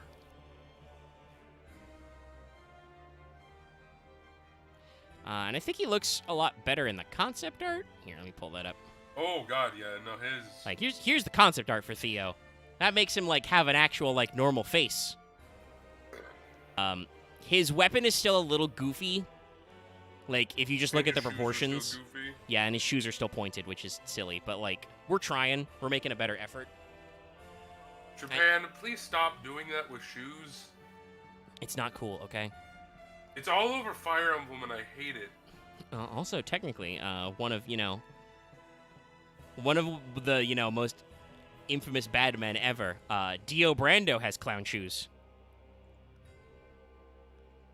He's got little elf shoes in his True. second to But last at outfit. least his are shoes. I'm talking about especially stop doing Oh, this yes. with like armored boots. Yeah, armored boots. No, that's actually something you don't want. They should Yeah, be curved the other way. With shoes, at least I can handle it because it's like, okay, it's a fashion thing, whatever. But armored boots are where I'm like, please stop, you'll break your toes. But definitely, like, in his concept art, Theo's much more impressive. You can see that it looks like he's got two, technically, I guess three, judging by the arrows. Like, he's got several stigma on his one arm. He's got his punch fist, which, again, looks a little dorky, but it's there. His armor looks much better proportion. His face looks a little better detail. I also like that it's got the two, like, straps on his armor that form the Dogmatica X as well. So, like, okay, cool. And this guy's kind of the... of his weapon. If his weapon was literally just like a big glove or a tonfa, that'd be fine. But just like this weird mishmash of both. Yes, the fact that it's a hammer gauntlet is just weird. It's a little goofy. I This- also hate, another trend I hate, this one I can't blame fully on Japan because a lot of Western things do it as well. Mhm. I fucking hate one-shoulder capes and armor. They're not practical and they don't do anything. I mean, I'm pretty sure it is actually like that. The half cape is an authentic thing. This is a little It is, different. but it was for fashion and often caused injury. I mean, technically, he's got the gauntlet and the large pauldron on that side, so he's doing the pretty typical thing where your offhand is your armored side. You don't Wait, really Dallas. need the Matador cloak there, but Dallas, I've got it. He's Dogmatica Jobber. I mean, kind of. This No, guy and I think oh, good. Zed has it right. This guy is designed like a character designed to die in a JRPG. Oh to yeah, give no. it I mean, protagonist funnily enough, motivation. he doesn't do that. He and Aiden actually go away and come back as like those two type guys. As in, literally, they get put on one monster card together. They become Yeah, two they're dudes. literally Flur's backup dudes. Yeah, now that doesn't mean that they don't still job because of how this They story became has its backup ups and downs. dancers? But yeah, no, you are right. Theo does absolutely have the cut of like the episode 1 anime fake out protagonist. Like, you think he's the guy in charge, and then it's like, no, actually, it was this small girl. Or it was this dragon boy. You thought he was the bad guy, but then it turned out he was cute. Yeah. Anyway, or if I want to get even more cynical and specific, this new trend of like isekai where a bunch of people are just assholes for no reason. we're trying to subvert your expectations. Or just medieval society shitty kind of thing, yeah. God, I hate. Dallas, 2023. God, I hate. Full stop. Period. End quote. Look, Close brackets. I think I've said on the podcast before, there's nothing that pisses me off more than a character that is just designed to be an annoying asshole. So he's doing his job. Anyway. Well, no, because my reaction is not to watch more of the thing, it is to leave. Well, yeah, I suppose it's in the context, but it is. That's a funny line of like, hey, this guy's supposed to be a douchebag and you're not supposed to like him, but you can be like, what show? You sure are showing him me a lot. Anyway, Theo is a spellcaster. He's level 4, 1800, 1500, kind of the opposite of Aiden there. Can't be destroyed by battle with a special summon monster from the extra deck. You can use the following effects once per turn. If a monster special summon from the extra deck is on the field, special summon him, so he's got the special summon effect. Period. You can target one face-up monster on the field that was special summoned from the extra deck until the end of this turn. This card gains 600 attack, and if it does, the targeted monster loses 600 attack. Again, if you were just straight out of Rise of the Duelist playing a pure Dogmatica package, Theo's not bad. The main thing is just, why run Theo when you can run, Fleur-de-Lis or Ashion in terms of attack modulation? So. Okay, said a thing, and I can only just imagine now that Theo and the other guy we saw with the green hair is just a bigger wedge. Yeah, we've done drawn comparisons to Final Fantasy. That is kind of the oddball out there. No. Well, honestly, it's like something. It's like Goldenkrantz and Guildenstern. Or what's her name? Rosencrantz and Guildenstern. They also could just be those guys, essentially. I mean, that's kind of the role that a lot of that Bigs is and basically play. what Biggs and Wedge are. They are just Rosencrantz and They are usually the token extras who, by the way, in case you didn't know, Rosencrantz and Guildenstern die. Yeah, that's why that's why the one play is called. Rosencrantz and Guildenstern from Rosencrantz and Guildenstern are dead. Yes. But they are. God, What? I mean, yes, Rosencrantz and Guildenstern are dead is good. Which Shakespeare play is that actually like a riff on? Hamlet. Hamlet? Yeah, that's right. I'm like, it's probably Hamlet, but it might not be. Timon and Pumbaa. Yes, that's right. Spoiler. Because Lion King 1.5 is just Rosencrantz and Guildenstern are dead. The Disney version. Well, the Lion King really took that theme of we're just Shakespeare plays and ran with it. Lion King 1 is Hamlet, Lion King 2 is Romeo and Juliet, and Lion King 1.5 is Rosencrantz and Guildenstern are dead. And listen, that's not the Bard's pretty good. Okay. Do we have a version of this? I would argue, out of all the Disney the sequels, watermark. Lion King 2 is probably one of the best. It's not Out a of the great directed movie. to VHS ones, yes. Okay, so Some I of those kind of sequels art. are dire. So this is another interesting thing about this archetype. We basically have bonus art for a lot of these because the Albaz Strike structure deck, which kind of collected a lot of the good cards from the Abyss storyline into a formatted deck about Albaz fusions, though it did include like common reprints of Fleur-de-Lis and shit. It also optionally had tokens which contain extra artwork and art. So this is the token card that is assigned the name the Virtuous Vestals.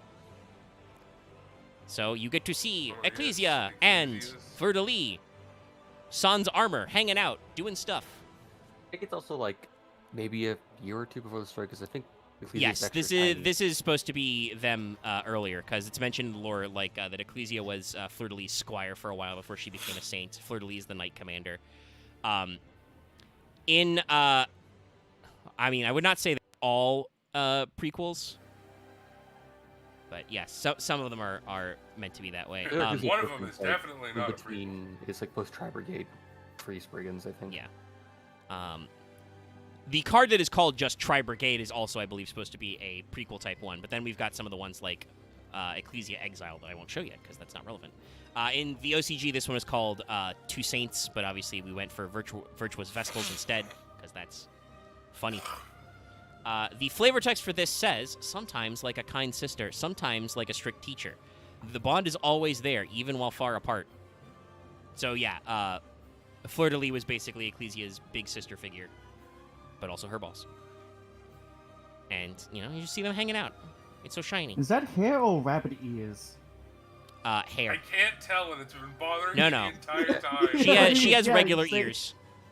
I think they're just like ear guards, but they're like dragon scales. No, it's her hair. shaped. It's definitely her hair. It's just, I think the shine is a little weird on the closer one, because you can see the opposite side, and I'm like, yeah, that's hair.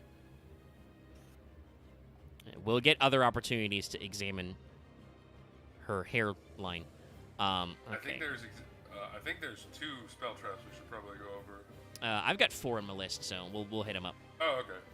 Because we're doing some storytelling stuff here. So, the first is punishment, because that's actually like doing something important for the story. It also might be one of the best trap cards ever printed. Oh yes, no. Let's be Also, fair there. again, it's like when I'm like, chat, you've probably seen an Ecclesia, you've probably seen a Dogmatica Punishment. I run Yeah, you've Dogmatica definitely Punishment in seen my this. Labyrinth deck with no Dogmatica support. Like, Yes. though technically I could probably, if I wanted to run less trap cards, I could probably fit a Oh my a god, the Dogmatica fucking package. pose. Yeah, no. So, hey, remember how we said Fleur de Lis is a mecha? She is. This is her just dunking on Titaniclad. Like sit out of the sky. This is why I go for Final Fantasy over Dark Souls for her. It's true. This one's a little more. It is a little goofy, but that's not the word I'm looking for. Like, this is a little more exaggerated, a little more over the top, Oh a my little less God. full of itself. She gave him Well, the X it's because cut. if it You was can a still Dark Souls see boss, it it'd there. have some kind of tentacles growing out of it. Yes, she did do Not an all X the cut, yeah. time. Some kind of Thundercross not- split she's not- attack? She's not Udex Gundyr. No, I played that track God. already, Loth. Oh, fucking Sweet Chin music's gonna get me. In my opinion, that's the hardest boss in Dark Souls 3. Which one? The second Gundyr battle. Oh yeah, that's because that's him when he's not fucked up by the abyss. God, that fucking Sweet Chin And I music love scares him. the shit out of me. But I'm yeah, like, I looked at his barter share and went, give it. but yeah, give me no. that. Look, Yeah, no. there's definitely something that's almost a little like comical, definitely a little loosey gooseier about this, because like you can see Titaniclad is like, it looks like with this line from his horn, she like gave him the X cut, but also, or the what is that attack of? I've dodged it enough. What's that attack that Gaius does called? Oh, think it's Terminus got a S. weird name. Yes, Yeah, Terminus that. S. He shoots the X beams. But also it kind of looks like she just suplexed Titaniclad. Like, because Yes. he looks like he's flipped over full because of the way the motion lines are drawn. It's a little weird. No. Well, no, Because she's I'm pretty posing, sure clearly? she's actually doing the Common Rider like dash through cut. That Dallas, she's just finished the Raging Demon. Yeah. She's performed it with Akuma. Just did a Raging But Demon. this is why Boy, small dragon boy Albaz emerges from the crater, and probably why he doesn't remember anything, because he got his shit rocked. So Dogmatica Punishment is a normal trap. Target a face-up monster your opponent controls. Send a monster with equal or higher attack from your extra deck to the graveyard, and if you do, destroy that monster. Until the end of your next turn after this card resolves, you can't special summon from your extra deck. You only activate Dogmatica Punishment once per turn. Despite the fact that it is a hop and it does lock you out of the extra deck, this is still one of the greatest normal traps the game has ever printed. I would Yes. argue in current Yu-Gi-Oh, in modern Yu-Gi-Oh, it is the best normal trap. Unless you want to be really pedantic and say trap trick, but that shouldn't count. I mean, I would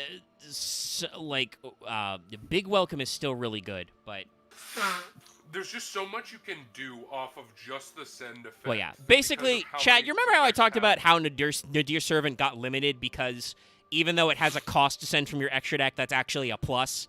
Punishment is the same way. You get to pop an opponent's monster, you get to bin an extra deck monster, and guess what? If that extra deck monster has effects in the graveyard, you get to do shit. Obviously, Entis, because that's 2,500 attack, is a very common target, but you can also send certain fossil cards. Diviner of Heralds is another great one if you're playing a ritual deck. Yeah, Diviner is possible. Oh, Anything that God. activates in graveyard. And once again, worst comes to worst, if you're playing like a pure Dogmatica deck where you just like want extra deck monsters in your graveyard to do shit, you can just play 5-headed dragon and pop anybody who's 5k or less, which is basically everybody who can be popped. Like, that's not the best use of the card, but if you need to just get rid of a big asshole, it works. Punishment is I mean, an incredibly technically- flexible card. You can pop the new Ziark with that. Yeah, that's right, because 'Cause he he's doesn't have- because Arc Ray is not protected. Yep. he's just kind of a hard guy to get rid of. But yeah, no, Punishment is a immensely flexible card. Like you can do what's that fucking card that you can set up a double pop with this, or a pop and tuck actually. It's the Pegasus thingy. Nightmare Unicorn? No, Adignister Wind Pegasus, I think. Oh yeah, that's I think the one. Yeah, Wind Pegasus Adignister does a thing. There's so many combos, like anything that just any extra deck monster that does something when sent to the graveyard. Omega, you can shuffle stuff back from your graveyard. Yep. Cypher Omega is a good target. Chimera Flesia, you can search Super Collie. Once again went Omega, but he's right here. Like, what is he gonna do? I'm gonna shuffle the graveyard, buddy. Oh no. Arclight's obviously a great one. I don't know if we actually need to talk 'cause about obvious- the fold spell. You want to know the meanest thing I've done with the Dogmatic of Punishment? Because I love this card. So you run Herald of Arclight in a non-ritual deck for Dogmatic of Punishment. Because you Dogmatic of Punishment, pitch Arclight, search Saravis for a negate. Oh, for a hand trap, yes. Yeah. A lot of dumb stuff. Anyway, Hey, yes. it's boy meets girl. Moving on, Like, this is Dogmatica I Encounter. Another very, very famous card in here. And yes, it does indeed show. When she arrives at the scene, what does Ecclesia find but Hot Boy? Oh no, he's hot. Literally, he's on fire. God damn it, you beat me to it. Sorry. But once again, the background work in these cards, fucking great. Like, again, the literal god rays, the flames. Like, damn, it's I'll good. make the argument, Dogmatica might have the best backgrounds in any art. Yeah, they're It really is good. Very good. They went all out with the art direction for every single card for this. But yeah, so this is they meet, and she's just like, huh. You know, I thought this would be a giant dragon I had to slay, but it's just some guy. And as we discussed, Albaz has amnesia right now, so he has no idea what he's doing or where he is. You know, a part of me just is thinking if they wanted to make this a more funny slice of life anime in some way, he sees her, goes, "Who the fuck are you?" She just hits him anyway. It's like, oh shit. Hammer space. What's that fucking anime? Murdering Angel Dokoro-chan, I think? Oh god, no. No, don't bring up those top times, Dallas. But yeah, Encounter is another normal trap. I'm It does two 50,000 effects. years old, so I know the old anime. Bludgeoning Angel Doku-chan. That's right, Bludgeoning Angel. Encounter is a very simple normal trap. You either special summon a Dogmatica monster or Albaz from your hand, keeping in mind that, remember, Albaz on summon is super poly.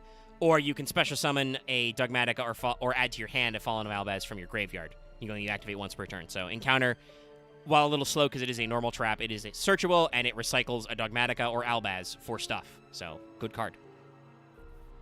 It's decent. Its problem is it's just not fast enough in the decks you want to run it in. Yeah, and they have other solutions to get cards back from the graveyard. Yeah, Albaz got a lot of support. Oh, Albaz especially, like, half the branded cards are designed to get him back in rotation. I Like, thought I Brandon was genuinely the have never Albaz archetype. I have never seen a pure Dogmatica deck, ever. Sorry, he's the city before Albaz fucked it up. I mean, yeah, basically, this is Dogmatica Nation. You can see it's a cool little. Alright, they have a city. field spell. Yeah, Dallas, I just want to show the card art. This is just the old version of the Disney intro, where the camera God. pans around the castle.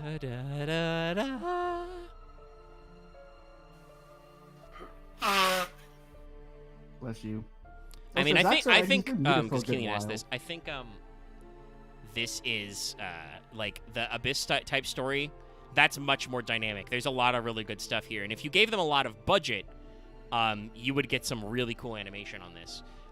Yeah, Dogmatica Nation's not really that interesting a card. They have a field spell. Neither player can target Dogmatica monsters you control with effects of monsters that were special summoned from the extra deck. You can use each effect once per turn. After damage calc, if your Dogmatica monster battled an opponent's monster, destroy it. If this face-up card in your field zone is destroyed by an opponent's card effect, have each player send one card from their extra deck to the graveyard. It's okay, but it's not really necessary. One, fuck you, Zed, for bringing that madness back. And two, similar to Dragon's Dogma, two little leader situations where you see this kingdom and go, man, I hope the leader's not a fuckhead, and you go, oh, he is. Yeah. So this is one of the spell traps for now. Because like I said, there's a few of the Dogmatica spell traps from their quote-unquote legacy support we can't talk about yet. Mostly because it would be very confusing. Yes, because it's the future. Actually, no. I should not show Genesis yet. I should show the other one first. So let me show Dogmaticism first. Sorry, just the picture you were gonna show is like, that's a tiny child. Oh yeah. No, Oh, we want to get into that. Dogmatica does do another one of my favorite things, in that they have the silliest names for certain cards. Oh yeah, no. What they did for some of their cards, one of the ones we're going to talk about right now, because this is Dogmaticaism. Yeah, we can't talk about my personal favorite yet. But, Which one is it? I'm gonna guess. It's the ritual spell. Dogmata Macabre or Dogmatic Cataclysm. Oh yeah, okay. Dogmatic Calamity. Yeah. Yeah, Dogmatic Calamity. That's right. I wondered if it might be Dogmaticaturgy, as in dramaturgy. That's another good one, but no, I like Dogmatic Calamity because it works. Tags so of Mind Break? Yeah, basically. Yeah, so what happens here is basically, we'll get into a little why later, because that's connected to the Tri-Brigade lore, but basically, Ecclesia sees this little dragon guy and is just like, well, hold on, this isn't the giant dragon I was told to punch. He doesn't know what's going on. Clearly, there's no reason to smite him, and Maximus ordered them to smite him, so Ashian is like, you have disobeyed our commander. Blarg. And blasts her, and she is no longer a saint. But yeah, that's Ashian. Like you can tell by his giant claws. I feel like that's a bad on them for not giving clearer instructions. Well, this is the problem with rigid dogmatic structures. If you are too orthodox, you run into problems where if people question you, you have to be like, nah. Which is not very helpful. But Dogmaticism is an odd card. It is an equip spell. And yes, the name in the OCG is arguably funnier because that's Dragmatism. So it's like pragmatism, but Dragma. Honestly, no, I always thought yeah. I always thought it's like it's equip spell because it's meant to represent the brand. Well, that's not what the brand is.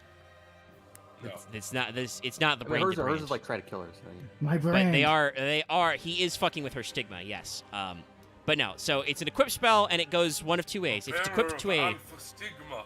if it is equipped to a Dogmatica monster, gains attack equal to its level times 100. If not, it loses 200 attack for each Dogmatica monster you control. If this card is sent to the graveyard because the equipped monster is destroyed, you can send one monster from your extra to the graveyard. You can only use this effect of Dogmaticism once per turn. So it's an okay card.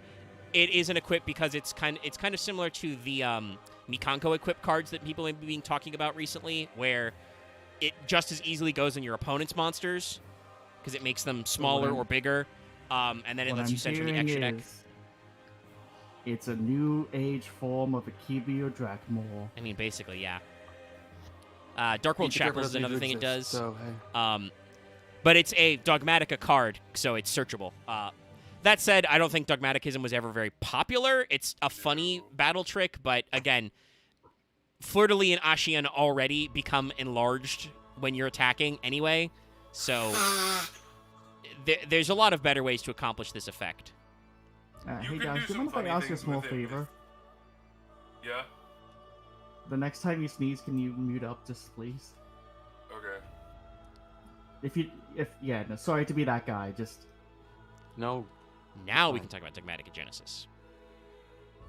So, Dogmatica Genesis shows what happens in the Dogmatica lands after Ecclesia leaves. This is Maximus with Ashian and his boys declaring a new saint, who we will see later. But yeah, they've just picked a new saint. You can tell that maybe they weren't ready for this new saint transition because, as Loth pointed out when I showed this card out earlier, she's very tiny. That is a child. Like, Ecclesia is already really short. I think they show her height on the concept art. It's like 15, 16 at most. This is what this Problem feels is, like. most of the artwork that shows Ecclesia has her next to fucking giant people. Yeah. Cool. Fleur is special. But let me It's actually like, go scroll. do a crime, tiny child. Yes, Ecclesia is 160 centimeters. What, a church organization doing bad things to children? That would never happen. Well, in this case, she's actually just given the highest honors. Yeah, for about 5 seconds. You then she gets you possessed, understand but what that's a happens to different this, right? Yeah. So Yeah. Ecclesia is canonically 5'2" in burger numbers. I So really treated it, she's yeah. already small, but I'm curious, am I taller than Fleur de Lis? do they give Fleur de Lis height? Let's see. I don't think they give her height. She's like 6 something, honestly. Yeah, I wouldn't put it past her to be 6 something. Yeah, Maximus and Fleur de Lis don't seem to have heights, and neither did Theo. And hey, that's fine. Fleur de Lis can be the big dommy mommy. Actually, I think Ecclesia might be the only one they actually bothered to, because I don't see any other numbers with CM next to them. She is like the tertiary main character. Yeah, makes sense. She's the secondary lead, yeah. Do Funnily we enough, have Albaz's 3 sizes? no. Funnily enough, Albaz doesn't actually appear to have in the valuable book, at least the first one. I'll check the second one, but he doesn't appear to actually have a concept art. Weird. Because we spent a lot of time talking about, the residents of the land. Yeah, no, I'm looking at it. No, the card arts in the second valuable book are like, there's concept art for Lubellion and Mirror Jade, and for Dramaturge, but not for Albaz. Maybe in 3, but I don't think that lore has been caught up yet. Anyway, Dogmatica Genesis, we pick a new saint, we're moving on. Genesis is a normal trap. It says target a banished fusion, sync, or Xyz or link monster and one effect monster your opponent controls the same type. Return the banished monster to the extra deck. If you do, negate the effect of that monster your opponent controls. You can activate 1 per turn. Genesis is not really that great. Fleur de Lis already negates. It's an interesting way to actually reload your extra deck, but it's, again, that's... This card is built for an assumption that a game of Yu-Gi-Oh! Is going more than, like, 3 turns, which... When was this released exactly? Blazing Vortex 2021. It's a very bold claim. I've lasted more than 3 turns, and that's because we've bricked. It's possible. Like, basically, again, if you're running a pure Dogmatica deck, Genesis is okay. It gives you a way to recycle your extra deck for more setup. But it's kind of finically specific, similar to Maximus, because it has to be... You have to be sending the same type as your opponent, so you have to be, like, preparing to play it. But it's pretty oddball. The hell? All right, we've already talked about. Are you alright, by the way, Dallas? Yeah, no, sorry, my mouse is having a seizure. I meant like with your sickness. It sounds like it's pretty bad. No, it's fine. Okay. All right. So now we're going to talk about some ritual cards, but only a couple, because again, one of the last one would require way too much explanation.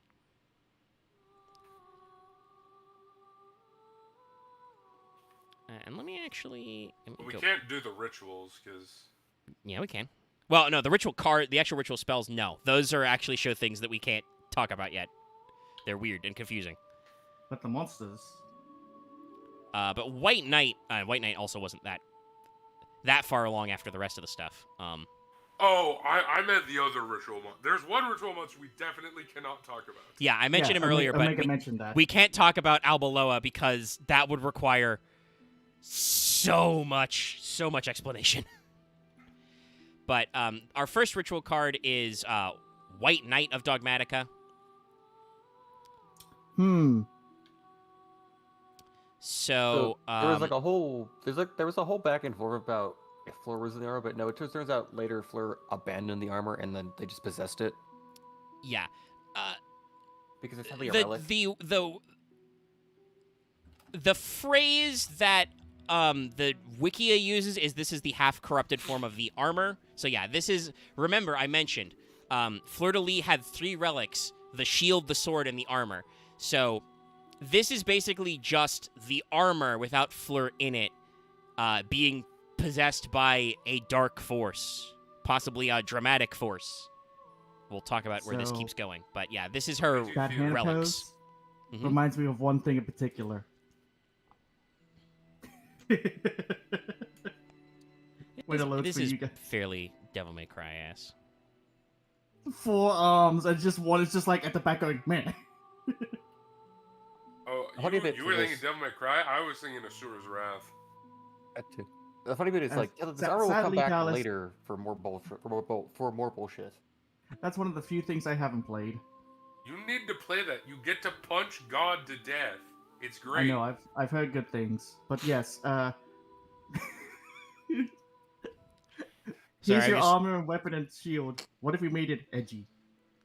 Also, I've just noticed what Loth posted in general. Oh. Penguin is business goose. Yeah. Etymology is funny. Also, by the way, the name of this in the OCG is very funny because this is Albus Knight of Dragma, aka White Knight of Dogmatica. I think they decided to do the name change wait, because... can I share a tidbit that I learned today? Because I think Yeah. it's hilarious. It goes off of etymology. So basically what I learned is people on mainland China and some people in, like, off mainland China refer to celebrities by, like, nicknames to shorten them to speak it in Chinese. Do you want to know what they call Kristen Stewart? Nah. Christian. No, face paralysis woman. Huh. It feels more complex to say. It probably isn't, though. No, they don't do it to shorten it. They do it just because it's like a thing they do. Yeah, China has a weird thing with actors. Don't put any people of color on a. Like on what posters. they call they literally call Scarlett Johansson like I think it's like hot dumpling because the first time she visited China she burnt her mouth on a dumpling. Wow, China is just kind of petty. Some of them were cute. Those were just the 2 funniest ones. Why are we? Also, chat, no, you're incorrect. Because first of all, Fleur-de-Lis doesn't actually die for like a long while. We got to get way later in the story for that. We But, gotta get to like Sword tech, Soul. by the time White Knight of Dogmatica shows up, it's not explicitly clear exactly when it happens, but it does seem to be suggested that Aiden, Theo, and Fleur-de-Lis also all quit after Ecclesia decides to. They Well, Actually, Ecclesia is they fired. They quit when the big reveal happens of Dogmatica. It Yeah, was I'm not- part of them trying to leave the city with all the people in the city changed. Yeah, there's some stuff going on, but So they quit by then. she leaves her armor, and White Knight is occurring before that because spoilers for later. This becomes Despia Quiritis. They mentioned it later. It would come back from our bullshit. Ah, okay. Yeah, I think I've seen Quiritis that is the talk. final form of this corrupted armor, this demonic armor. He had that more power. Yeah. Also, it's just sorry, a tiny detail. I'm not sure if it's because the halo suddenly busted, but it also seems like it's growing. Yeah, Could you it look might at be. one part We'll that's- probably do a more comparison when we actually get to Quiritis. I do like the effect of like, obviously the Despia, like the extra like whole areas like overlapping, but there's Was also this like bits released of looks like before stained Despia glass. Or after Despia? Let me actually check because this was Leov. Also, look at the If this sword. was You can before Despia. It's a great preview. see the sword. It's gooping, but it's like forming extra bits and pieces on it. Let's see. Despia debuted in Dawn of Majesty. That was when? August of 2021. So yeah, I think Lightning Vortex was before. Yes, that was Okay, so June. yeah, So that's a yeah, great this preview. came out before Despia's actually hit. So this is the slow build. Okay, And- I have one more because this one is too weird not to say. Okay. So do you know what they call Rihanna? No. Umbrella Heavenly Lady. Queen of the Shandong Province. I have no idea why. Oddly specific. Very specific. I know. I'm very confused. Okay, Dallas, I think you need to get Yeah, I'm off done. that before you. I think you fight must. I think anyone. you used up your allowances today. Anyway, White Knight of Dogmatica is a ritual monster, which, by the way, there's not a lot of them, but I love this angle they took with Dogmatica. It's like, okay, we need more Dogmatica monsters. How do we make that work? We can't give them extra deck monsters. That doesn't make any sense. We'll give them rituals. Which, in a way, when you think about a church-like thing, makes sense. It's a ritual. Yeah. They do a lot of rituals. So, there. White Knight of Dogmatica is a level 8 spellcaster, 500 attack, 2500 defense. So, kind of like inverted stats of Fleur-de-Lis, and also very easy to get out in a Dogmatica deck. You can ritual summon this card with Dogmatic Calamity. You get special summon monsters from the extra deck. If your opponent activates a card or effect except during the damage step, you can send one monster from your extra deck to the graveyard. If you do, look at your opponent's extra deck, send one monster from it to the graveyard. This card gains attack equal to half the combined attack of those monsters sent to the graveyard until the end of this turn. You can use this effect of White Knight of Dogmatica once per turn. So, White Knight lets you extra deck snipe and gains attack that way, so it can actually do stuff. Oh, that's a nice Zeok you have there. Yeah, let me just gain 2k. Also, you gain half of the attack from the monster you sent as well. So once again, you can just pitch useless shit like, 5-headed dragon to make this guy 3k. Or you can, do pitch Entis, get a pop, also get to look at your opponent's extra and pitch a card. I don't think the ritual variant of Dogmatica, super caught on. During the format this came out in Leov, there was a lot of other stuff going on that was very interesting. People were trying other angles, but I think it was a decent attempt, and you would definitely, if you were doing that variant, you would definitely run White Knight, because I've seen it one lets of you them be used snip. before. Not this guy, actually. Yeah. Not Albaloa either. I've been Well, then hit that's by all we're gonna a talk about. Dogmatica ritual monster. Yeah. I like this one though. You can see I can only assume it's Despia. There's just the little diamonds, Yeah. and it's crawling up the armor too. It's nice. It's Mr. Boopy Doops. But yeah, so to round out, for now anyway, the Dogmaticas, before we come back and explain what the hell happened to get here, this is White Relic of Dogmatica. So this is the one I've been hit by. that girl there. But you notice that she's entered her goth religious phase, as we've got some slightly different symbols on her armor, which is otherwise very similar to Ecclesia's.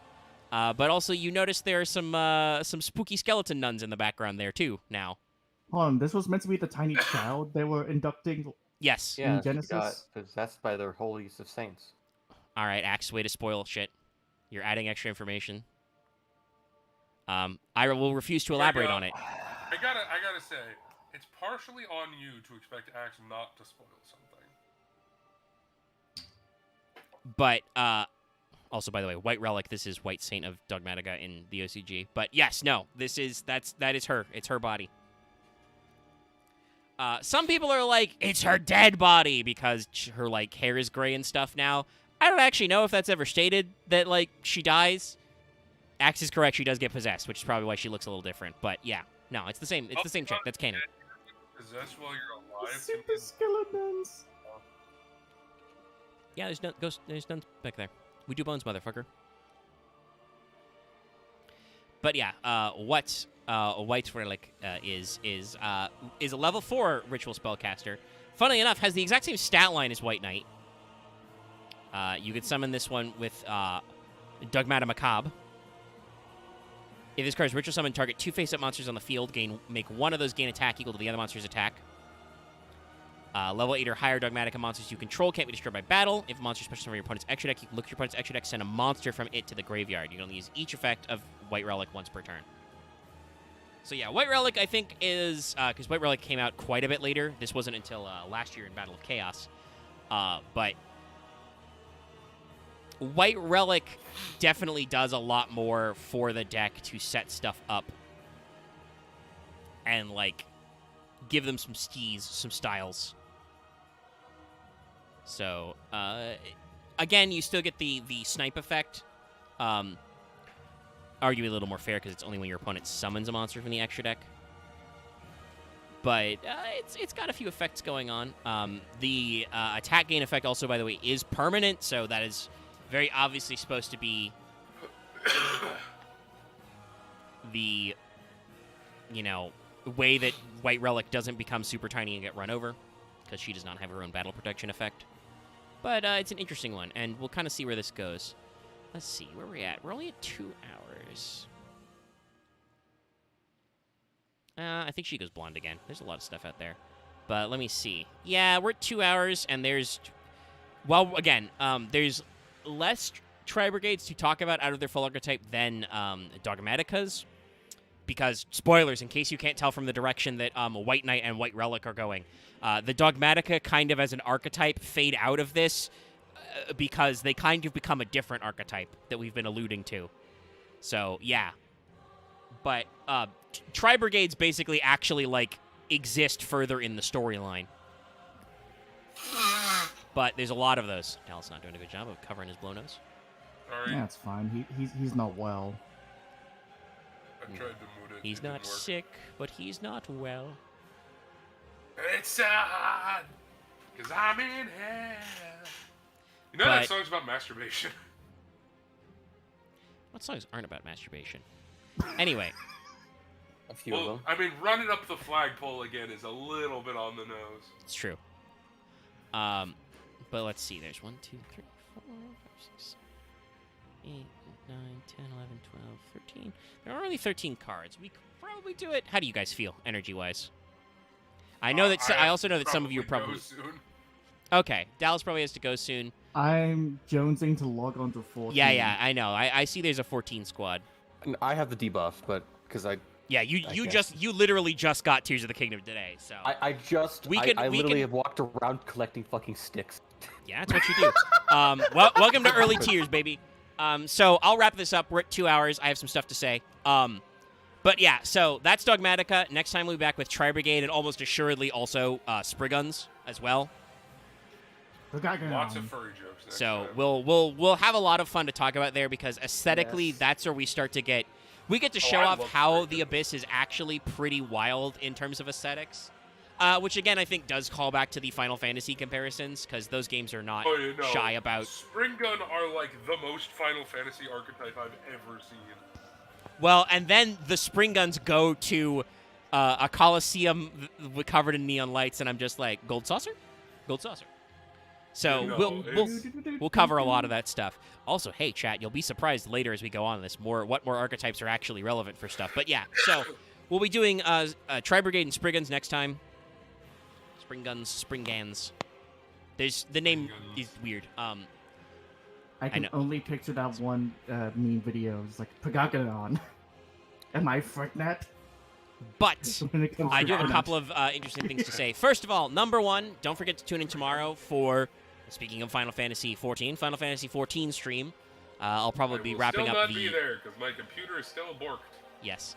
I will probably be wrapping up the Hildebrand stuff we're in the middle of, because that lets me make a joke about Unky Ultros in the title of the video.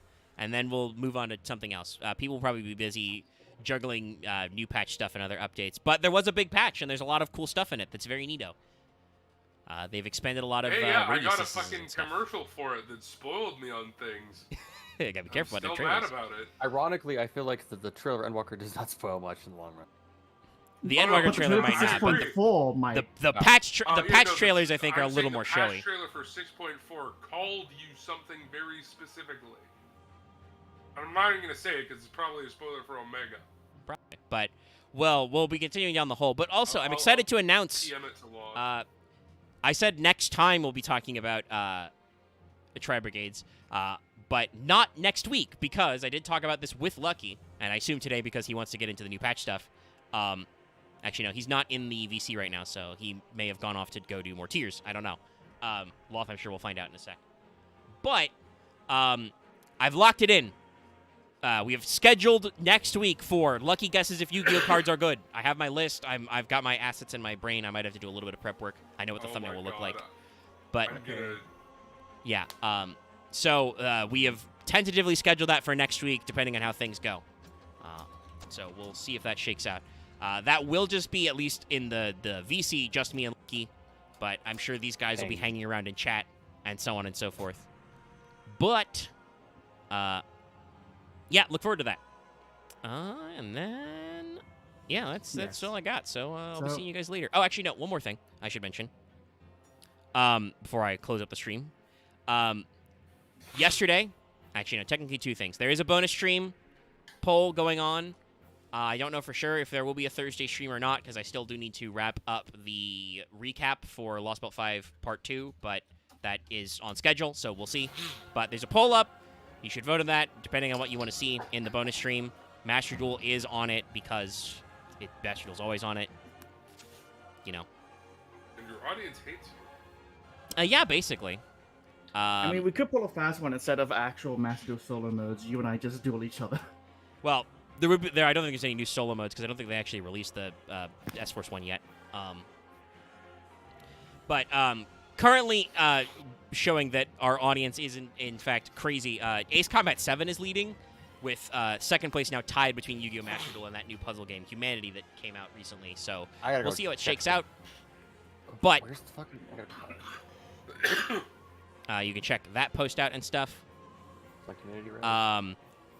But also, I wrapped up streaming Mega Man Battle Network 1 yesterday. That is actually now there's now a Mega Man Battle Network playlist, because I am intending to go through all the games at some point, or at least one of each version when they have two versions. Hyper Blaster is really nice. You're only going through one of each of the Divergent ones, right? Yes, on stream I'll only said play that, yeah. one version, yeah. I mean, yes, but he was in the middle of asking me, so. Axe, you don't get to say, No. Stones, about I just said that. You're I mean, really you bad always- about I that. mean, you could always say I mean, you always say that to me too, and I always be like, "You're right." I just don't remember. I'll make a recommendation on which one you should play for 6.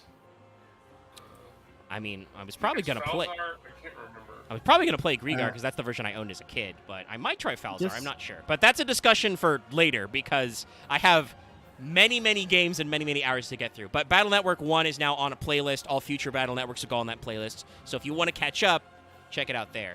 That's everything I got. Yeah, hi and bye, everybody. Please do not forget to give this one a like. Leave us a comment. Sub if you haven't, to keep going. Remember, you want to see that Lucky Guesses Yu-Gi-Oh cards. Sub now. Check out our channel memberships for membership badges and emotes. Check out our Patreon for other stuff. And I'll be seeing you guys later. Good night, everybody. And everybody. Okay, so